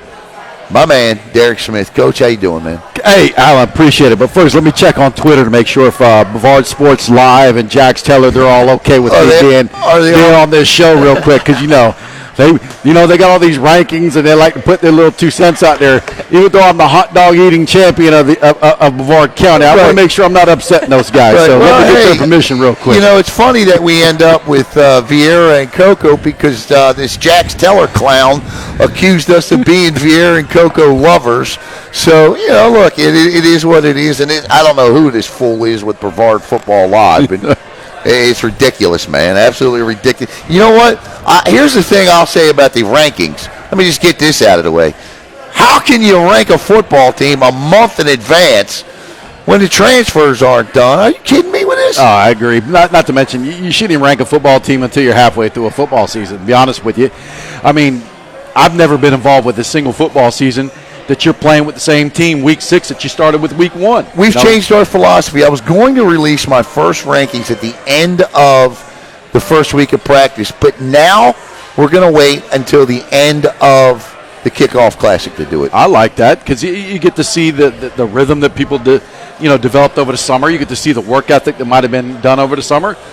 Transfers could be an effective reason. Changing of coaches, not just a head coach. Sometimes changing of an offense coordinator could be the difference of a winning team versus a losing team sometimes. Coach, your spring game, you guys did a nice job against the Bayside Bears. I've talked to you about this. You seem pleased with everything that your football team did that night. How has the rest of the spring and the summer been for your team? Have you gotten anybody in? Have you lost anybody? Well, we haven't lost any football players to a transfer this year. We've gotten a couple kids that have moved in. We had a great lifting summer. Our summer obviously is going to be focused on lifting, getting bigger, faster, and stronger. On top of that, we had a chance to go to Kaiser and doing a padded football camp, and I think we did a real good job of that padded football camp and saw some guys that didn't play in the spring game really show us that, one, we had a couple injuries that didn't get to play in the spring game, but guys that have moved in that are going to be contributors to our program also, which is going to do nothing but help our program get better and be successful in the playoffs. Coach and staff, has had a great summer. What I like about our summer, though, is senior leadership. I think, this year's team is going to learn tons of lessons from last year's team when it comes to senior leadership and enjoying the game of football for what it is. Right. It's not about, this philosophy of trying to be the next guy that gets the big D1. It's about a brotherhood, about working hard, achieving a common goal, and getting as far as you can in the playoffs. And what comes of that is what the benefits of college opportunities versus anything else that they get out of that. Because a lot of times what you learn now in football is what you're going to transform into life. Your work ethic is developed now. And you could be a plumber, you could be working for a Fortune 500 company, you could be a teacher, and all these work ethic things that you've learned over the summer, that grind, that's what's going to help you become successful in those career opportunities in the future. Coach, not too long ago, I sat and did this. I did kind of go through the county, and what I did was I went through and ranked the units in the county, like who had the best quarterback, who had the best front seven, who did this, who did that.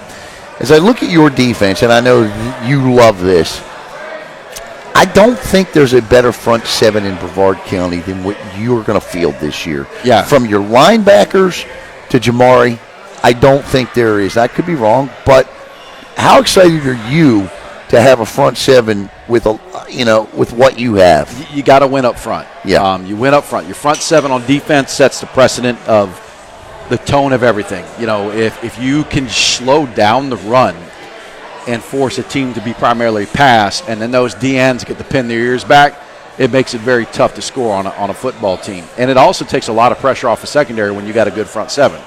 You got a good front seven. I'm saying seven because if your linebackers are good, lengthy, long linebackers, they get in the passing lanes, then your secondary really is just worrying about getting burnt deep. They're not worrying about that little dink and dunk because they know they got guys underneath. Right. And then when you got the pass rushers up front on top of that, it just makes earning touchdowns hard. High school football, I don't care where you are, if you force an offensive team, even the great ones, to go 10 snaps or more, bad things happen to the offense. Offensive linemen, they hold every play. I like it. I'm not going to ever complain about it. But the referees will see one of their 10 snaps. Right. And then that 10-yard penalty is the most destructive penalty in high school football, especially when it's done on a pass play and it's 4 yards behind the line of scrimmage, so it's really a 14, 15-yard penalty. Right. And that's really what we keep preaching these guys is put on offense in a 10-play drive, bad things happen every time. Turnover, big penalty, something's going to occur. And that's the type of defense we got. It's going to force teams out. They're not going to score the easy one. They're going to have to drive down the field. So I'm happy to see that. Especially this year, we got a lot of good linebackers on our program. Coming back, Johnny Eaton, the leading tackler in the county. He's a beast. Yeah, he makes a lot of plays, which is great for us. I'm excited that pretty soon, Austin Smith will be back from his ACL injury. He'll be playing for us. How's he doing? He's your son. How's he doing? He's doing great. He's been released to run full speed now. Is he going to make it back by week 1? It doesn't look like week 1. August 31st is what they're saying is his back date, which still is amazing. To come off an ACL tear and come back, in the time frame that the therapy has put him through. He's working hard. He comes back that day, and he's a smart linebacker that helps Andreas Foreman and Johnny focus in because they don't have to think anymore. They can play full speed, and he'll do the thinking. So he's really a beneficial part when it comes to that. And then on top of that, with the front, a lot of people you see Jamari. Yes, Jamari's a phenomenal football player. But our defensive ends, we got 2 really good defensive ends that can get after a quarterback and are disciplined.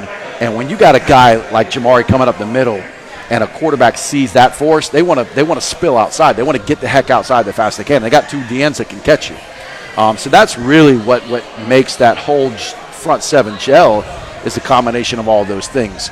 The other part, a lot of people don't know about Jamari. Kind of a cool thing. When we went to the Kaiser camp, I was down some offensive linemen. Jamari spent most of the camp volunteering to play offensive line at the camp and did it as if he'd been playing that thing 24/7, playing guard, and he's a nasty guard. He can pull and knock somebody's head off, but you don't see a player with this. Would you consider playing in both ways? Absolutely. I mean, the fact that he wears 99 is the only difficult problem I have because I don't want to take that 99 off his back, but definitely going to find another jersey to fit him and put over top of him. He's going to play some guard in some big games, no doubt, because he's going to trap some DNs. You got some big ones. We're going to talk about that in a minute. So definitely I'm excited about our defense this year. And I'm also excited the fact we got a very good, very intelligent quarterback coming back. He's going to be in his 3rd-year starter. We're going to talk about that too. Yep, and he's got really good receivers surrounding him with a young tailback that's hungry. I'm going to issue a challenge to C.J. Sims before this part of the show is over.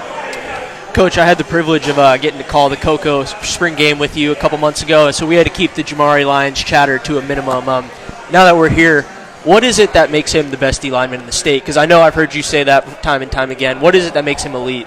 One is he's very competitive, but that's obviously to be at that high level, you're always competitive. He does a very good job with his first 3 steps, utilizing his hands along with his feet. You get a lot of D, when I say D linemen, and that's really my area. You get D linemen that are really good young that rely on speed. That's all they rely on. So then all of a sudden they see and I'm going to point this out as a good example, a Cardinal Gibbons offensive line. Mm-hmm. And the reason why I'm using that is we did that game last together. year. They have a very disciplined, fundamentally sound offensive line. And if all you rely on is speed against a lineman like that, they understand how to contradict that speed with a good drop step, and they use angles to where now you're forced to use power moves. You're forced to use what I call quick hip moves, which are change of direction moves, along with speed moves, and you have to put it all together without having a robotic movement to you. Okay. What I mean by robotic movement, I know is what you mean. It has to be so fluid. Like when we walk now, we're not. Well, maybe not now, but when we were your age, when we were walking through doorways, we didn't think about walking through a doorway. Somebody could have tried to squeeze through the doorway at the same time we did, and we naturally just flowed out of the way, and it wasn't a big deal. Jamari has this natural flow about it now. He can transition from a power move to a hippie move into a speed move, and it doesn't slow him down either way. And more importantly, he can transition from a run look to a pass look without getting confused. And that's, again, a next level defensive lineman thing. Yeah. That is not common. You get these SEC guys, they start to recruit these guys, great pass rusher. Then they go play an old school Dan Burke Palm Bay High football team, and they get smashed. Treasure Coast is a good example that just runs, and gets a 8-man line and smashes you, and they struggle against a team like that. Jamari can play any type of football team, run team, pass team, mixed team, and he's not going to get confused, and he's going to be very fluid in those situations. Well, sorry, I was just going to say, I mean, the kid's elite. I've seen his 247 page, but I know he probably doesn't pay attention to that, and I'm looking forward to see where he's going this, not this coming fall, next coming fall. Let's talk, and here's the challenge I want to, and I keep saying this, and I've told you this off the camera. I really feel like that if you get the quarterback play that I believe that C.J. Sims is capable of delivering this year, that this is a football team that, let's just say could go deep into the playoffs. How confident are you that C.J. can give you that type of play? I'm highly confident in C.J. right now. Multiple reasons why. One, 4.0, or he's a 3.98 student. Right. So obviously he takes his academics very serious. And he's not taking low-level classes. He's taking high-level courses. AP. So he's very academically sound. That transforms to the football field. CJ, when I talk to the quarterback coaches that are recruiting him, they talk about he's a gunslinger. Mm-hmm. He's Brett Favre-ish when it comes to his style of play. Scares some people. Does. But at the same time, Brett Favre made a whole lot of things happen in his career.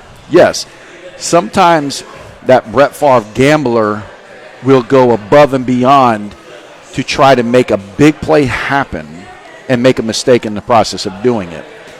That is the old CJ. I think CJ now is starting to understand that he has got playmakers, more importantly behind him in a tailback spot, along with some on the right and some on the left, to where he can be like, look, I don't need to make the big play anymore. I can let my other teammates make the big play. I just need to make the smart play, and that's what I've seen him do in the last month and a half. You got some guys that are on the outside this year that are new to catching the football. Got basketball players. Talk about that. Yeah, so, one of the, first of all, getting Donovan Giles back is very beneficial to our program. 6'5", dominant frame. He's a 247, top 150. Yeah, he's a dominant frame. But more importantly, he catches with his hands. He goes up and gets balls. He comes back and catches balls with his hands in the state of Florida. Extended. Go ahead. Yeah. Correct. We got a kid named Jalen Moreland off the basketball court. Very athletic basketball player. Heck of a shooter. A great shooter. He's 6'4", but he's not slow either. He reminds me of the young man that broke all the records. Shamar Moore. He is really another Shamar Moore. Yeah. So those are our two outside receivers. Are threats. They're threats deep, short, doesn't matter because of their style of play. But then you got a kid like Cohen Graham Johnson, who was just an exciting, happy fun kid. To watch. Makes electric moves. Another kid, I'm going to mention who was hurt most of the years back is a kid named Woodruff. We call him Woody. Okay. Jake Woodruff. Jake Woodruff is growing up was very Sean Atkins-like. Had the same kind of career growing up that Sean Atkins had. Just got hurt last year. He was out. He had a torn ACL, MCL, and PCL. So he's coming back from a major injury, but he looks good right now. Right. On top of that, we got a long receiver in Gentili, who people don't realize that kid's 6'2.5" and can run, so he can stretch you down the field. We had a kid move in named Quincy Gillens, came in from Hawthorne, up in the Gainesville area, who's a very exciting, good-looking football player who can play the outside and inside receiver spot. Who's going to help us tremendously there. So he's got 6 receivers he can throw to, and I still got a kid named Reese Reynolds and Donovan Giles' brother, Devin Giles, who are very good receivers on top of that. So that's 7 and 8. So I'm going to have the misfortune of having 8 receivers that want the ball in their hands, but what I like is none of them are pissy with each other. I don't know if you have to bleep that out, but there is no bleep button. Yeah, they like each other. They promote the success of each other because they know it's success of the team, which is a good thing. All right, so your kicking game, it always scares me. Not last year, but look, if there's one thing that, never mind. You're kicking. You know how I feel about kickers, man. Look. I mean, I don't know why I hate them, but I do. But I got a kid back now. I didn't ask anybody else about kicking because I know they got kickers. I'm asking you. I got a kid, Jared Padermo, who really good. Tell you, is really good. Jared Padermo is a multi-purpose kicker. He punts, kicks off, and he does extra points. He has worked his tail off over the summer. In fact, Saturday he's going down in this elite kicking competition where they invite all the top guys in the country for this final kicking competition down in West Palm Beach. He's competing in that, and they only asked the best to come down. And my son got they yelled at me. In fact, they yelled, "Why didn't you bring your son down? He's one of the better snappers in the country also." So I'm like, because he's coming off an ACL tear, he's probably not really supposed to be doing that, but he's going down also. But Jared's been working hard. And Jared asked me one thing, and it's going to be hard to adhere to, but I'm going to adhere to it. He said, "Coach, in the games, just leave me alone." He said that, I don't know. Maybe I've seen you talk to kickers. Maybe Probably I'm a little abrasive. I could be obtuse, I guess. Good word, obtuse. If you watched, if you're into triangles or watch Shawshank Redemption, he uses the word obtuse. I know. And I bother him when I speak to him, especially when I get abrasive. So I'm going to leave Jared alone, and I'm going to let Jared do his thing. Because Jared, you're a lucky man because you're the only kicker in the history since he's been at Viera. I actually watched him literally tell a kicker one time. I probably shouldn't tell this story. But I actually watched him tell a kicker one time in no uncertain terms. If you kick off to this individual, there's a trash can on the sidelines. By the time the conversation was over, it would be that this young man would be placed sort of near that bin.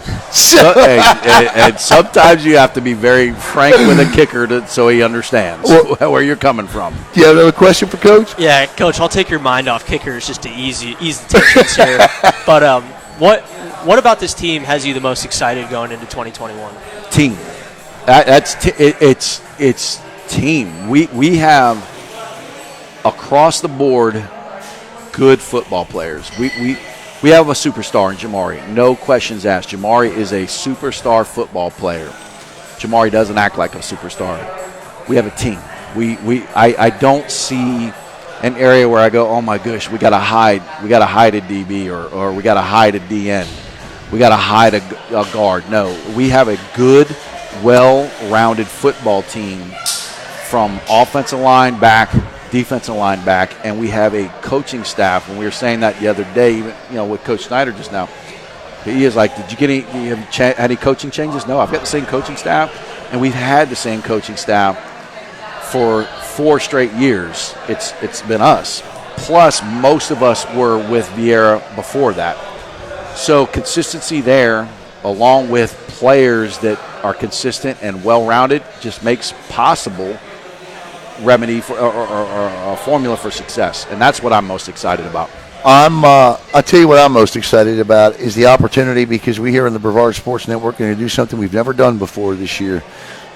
We are the official broadcast partner for the Viera Hawk football season coming up. You'll see them all right here. You'll also see other football games as well, but you'll see the Viera Hawks week in and week out right here on BSN. The Viera Hawk Quarterback Club has secured our rights for the entire season, and that includes trips to Baker County, so we're pumped up about that. Coach, I look at this schedule, and, the Cocoa Tigers have the toughest schedule in the county. This is second. Satellite, that kickoff classic. Then week 1, you and Coach Younger finally get this worked out, the Rockledge Raiders. Then we go up and play an old friend in Kevin Mays and Baker County. Then you host Vero Beach. Then it's on to East River. Then the Ogallie Commodores, then it's at Harmony, then it's at Cocoa. St. Cloud and Melbourne are at home. And then you close out the season, Coach, against what could be at that time one of the best teams in the county in Merritt Island. Talk about your schedule. Yeah, our schedule is that statement every year is going to be consistent.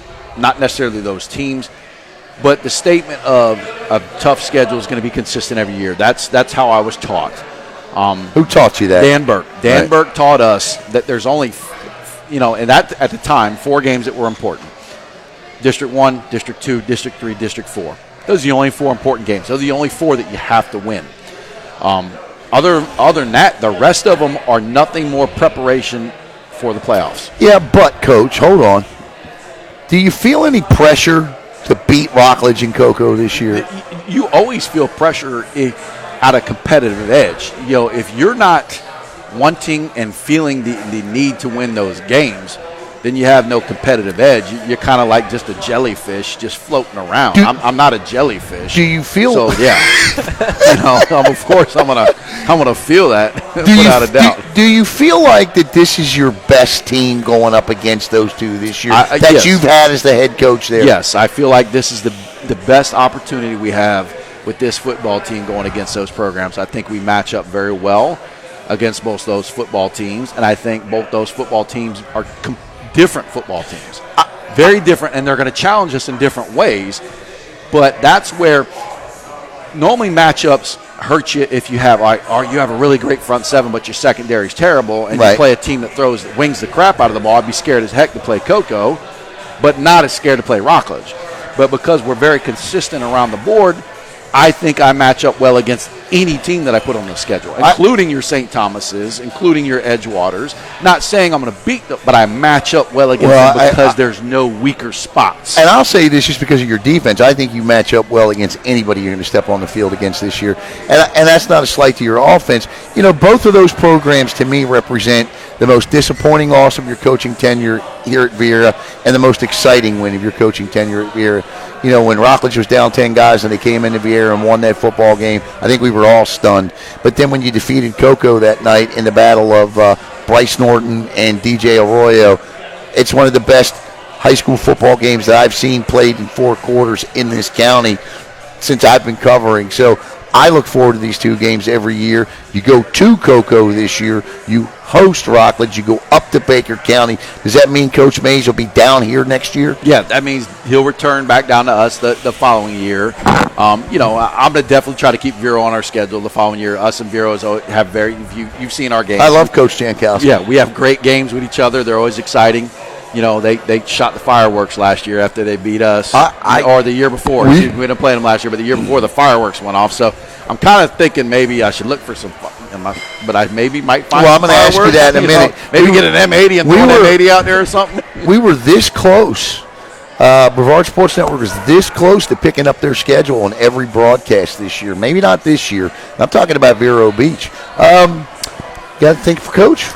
Coach, I guess my last question would be, Jamari Lyons aside, give me a guy whose name everyone in the county will know at the end of the year. There's 2 names everybody's going to know by the conclusion of this year.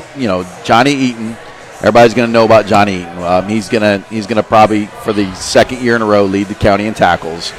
And the other name that I think everybody should start to learn at the end of this year is Judah Knight.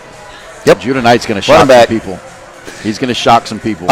I have a question for you. Is there any magazines out there you haven't appeared in yet that we can expect to see? Well, I'll be honest. I'd like to be in like one of these eating magazines or something. I'm thinking I should be a food connoisseur. I'm thinking, Coach, I've seen you in Viera Living. I've now seen you in 321 Sports. By the way, we're going to be in that one next month. Congratulations, though, Coach, on, I love your family, your beautiful wife, and congratulations to your daughter. I saw the post the other day, and, I consider it an honor to call you a friend, and if you want to, that makes me a homer, then I'm a homer. You're not a homer, I'll tell you that. You're critical of our program. I am critical of your program at times. So here's what I'm going to say. Your team preview in terms of, I'm saving you, Rockledge, and Cocoa for when he gets back from vacation right before the kickoff classic. But I'll give you a preview now. I'll give you what I think you're going to be this year. I think you're 8-2. What do you got them at? Yeah, I think I had him at 8-2 too. I mean, I was looking down the schedule. I believe that's what I had him at. I got you at 8-2. Okay, I like it. It motivates You'll take 8-2? I'm not going to take 8-2. I mean, goes back to that jellyfish reference. I'm going to only take 10-0. Right, no, I'm with you. But more importantly, I keep saying it's.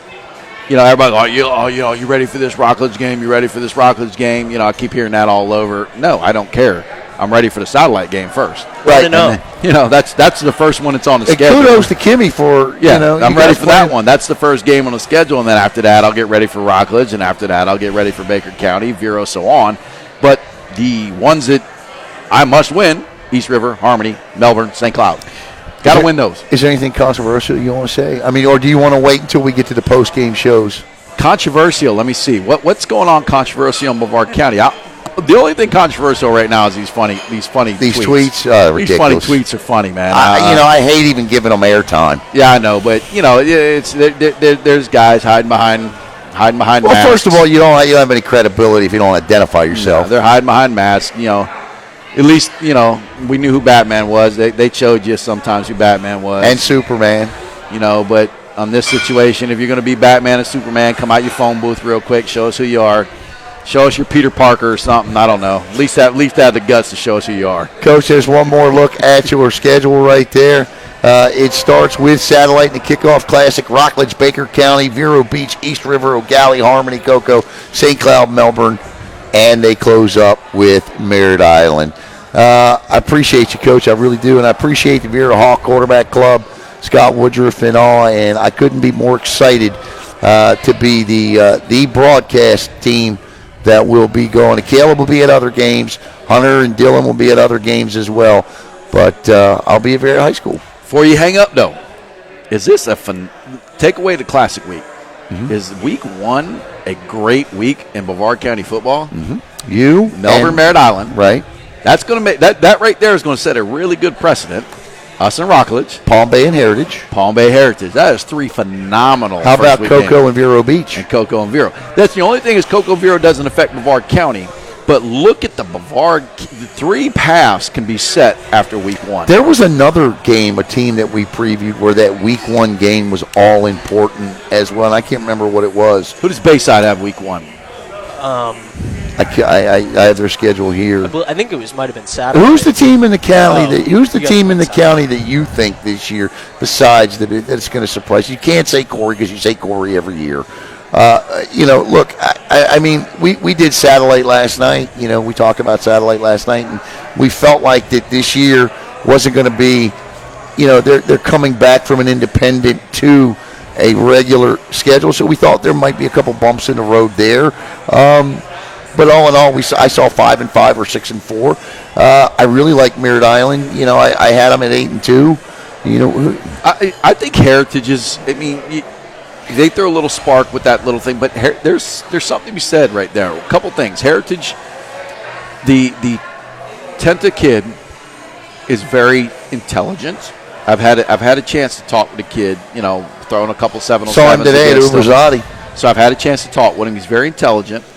Very humble, and has a very good round set of skills. Mm-hmm. Very experienced offensive line in front of him. Receivers, I think he has athletes. I think his athletes. Benson's amazing. Yeah, I think their athletes can refine themselves a little bit better, because they're right now relying on being athletes. But with that offensive line, he's got poise and moxie with that offensive line to make intelligent throws. He's got a solid tailback behind him. And then you flip over to the defensive side of the football field. Their front seven's pretty solid. Yeah, it is. So that front seven's going to cause pressure and havoc and get you back into that theory of 10 plays. They're going to hold tight. They're going to make teams offense that goes in a long drive. So I think they're going to be a sneaky team. And then the experience they garnered last year with the schedule they had to play, right? I think it's going to pay dividends. I know you mentioned the experiment, right? That's going to be interesting to see. It is going to be interesting to see because we're going to see how Merritt Island fares from coming back from D1 to what I think is the toughest district in the county. You look through there, but for me, I'm interested to see what Jake Owens and Coach Burke and all are doing down at Palm Bay because I think they got a ton of athletes. A lot of people said last year that Dwayne Bird was a good coach, but maybe had he waited a couple of more years. But you know what? Those athletes are back, and now you got experienced veteran head coaches down there with them. I think Palm Bay could surprise some people as well. Oh, there's anybody who underestimates Palm Bay, even no matter who their coach was not being intelligent because of the fact that you said the athletes. But that's not what's going to win, and that's never what really won at Palm Bay. Palm Bay in the heydays was winning because of that right there. Right. They knew how to drop the hammer. They knew how to up front dominate football games, and they knew how to wear down an opponent and just grind them out into submission to where by the time they get, the old UFC, you get these UFC guys that are great in 3-round fights, but then they get to the 4th and 5th round in the championship fight, and they can't do it.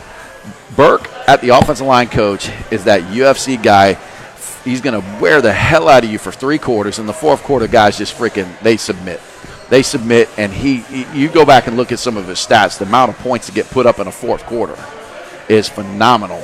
That's what is going to happen with Palm Bay. We're going to see that right there. Well, I'll tell you what. So they're going to be interesting to see, too. Merritt Island, too. I agree with you in the Merritt Island. I think they're interesting. The Spearmint's going to be money. Yeah. Is their schedule from last year going to hurt them, or are they going to be energetic and healthy from that schedule last year? Because they're the same team as Heritage. Great up front, very exciting quarterback, good coaching solid staff, skill guys. I mean, they're almost mirror image of Heritage. The only difference is the schedules between both teams last year. No doubt. Coach, we love you. We appreciate you. Yes, sir. And that wraps up week 1 of the Brevard County High School Football Coaches Show. Next week, 5 or 6 more coaches here on BSN. I want to thank Dylan Young, our reporter at Satellite High School this year. He's going to handle our duties at Satellite, and Dylan will be my co-host for the 3rd show, which will take place August 12th. I'd also like to thank Caleb Brown, who will be my co-host next week, and I'd like to thank my co-host tonight, Hunter Steele, who's going on vacation next week. I want to thank all the coaches that appeared tonight. Clifton Nichols. I want to thank Coach Nate Hooks, Coach Corey Broomfield, Coach Ryan Schneider, and, of course, Coach Derek Smith. I also want to thank all of our sponsors. Our new one, Dan Hancock, your solar coach, at SunShop. Not only do I want to thank SunShop, but I also want to thank UbrZati. I want to thank Kendall Signs, also Beach Wave Volleyball Club. And am I forgetting anybody? SCS Academy. Don't forget, I just want to show you real quick the big back-to-school event coming up, represented by or in conjunction with Play Melbourne Parks and Recreation. Tony and Gina are doing a great job on that end. They need volunteers, though, so call Tony at 321-608-7460. Who We Play For is going to be doing free heart screenings that night, next Friday night from 5:30 to 9:30. Come on down to the Joseph N. Davis Community Center and partake in all of the festivities. So let me see if I can remember everybody. For Dylan Young, for Caleb Brown, for Hunter Steele, for Derek Smith, Nate Hooks, Corey Broomfield, Cliff Nichols, Ryan Schneider, I am Alan Slaughter's Roy Holbeck. That's right, Roy Holbeck as well from the MCOA. I am Alan Slaughterzinski of the Brevard Sports Network. We'll see you soon. Have a great night, but remember, make it a sports night, everybody.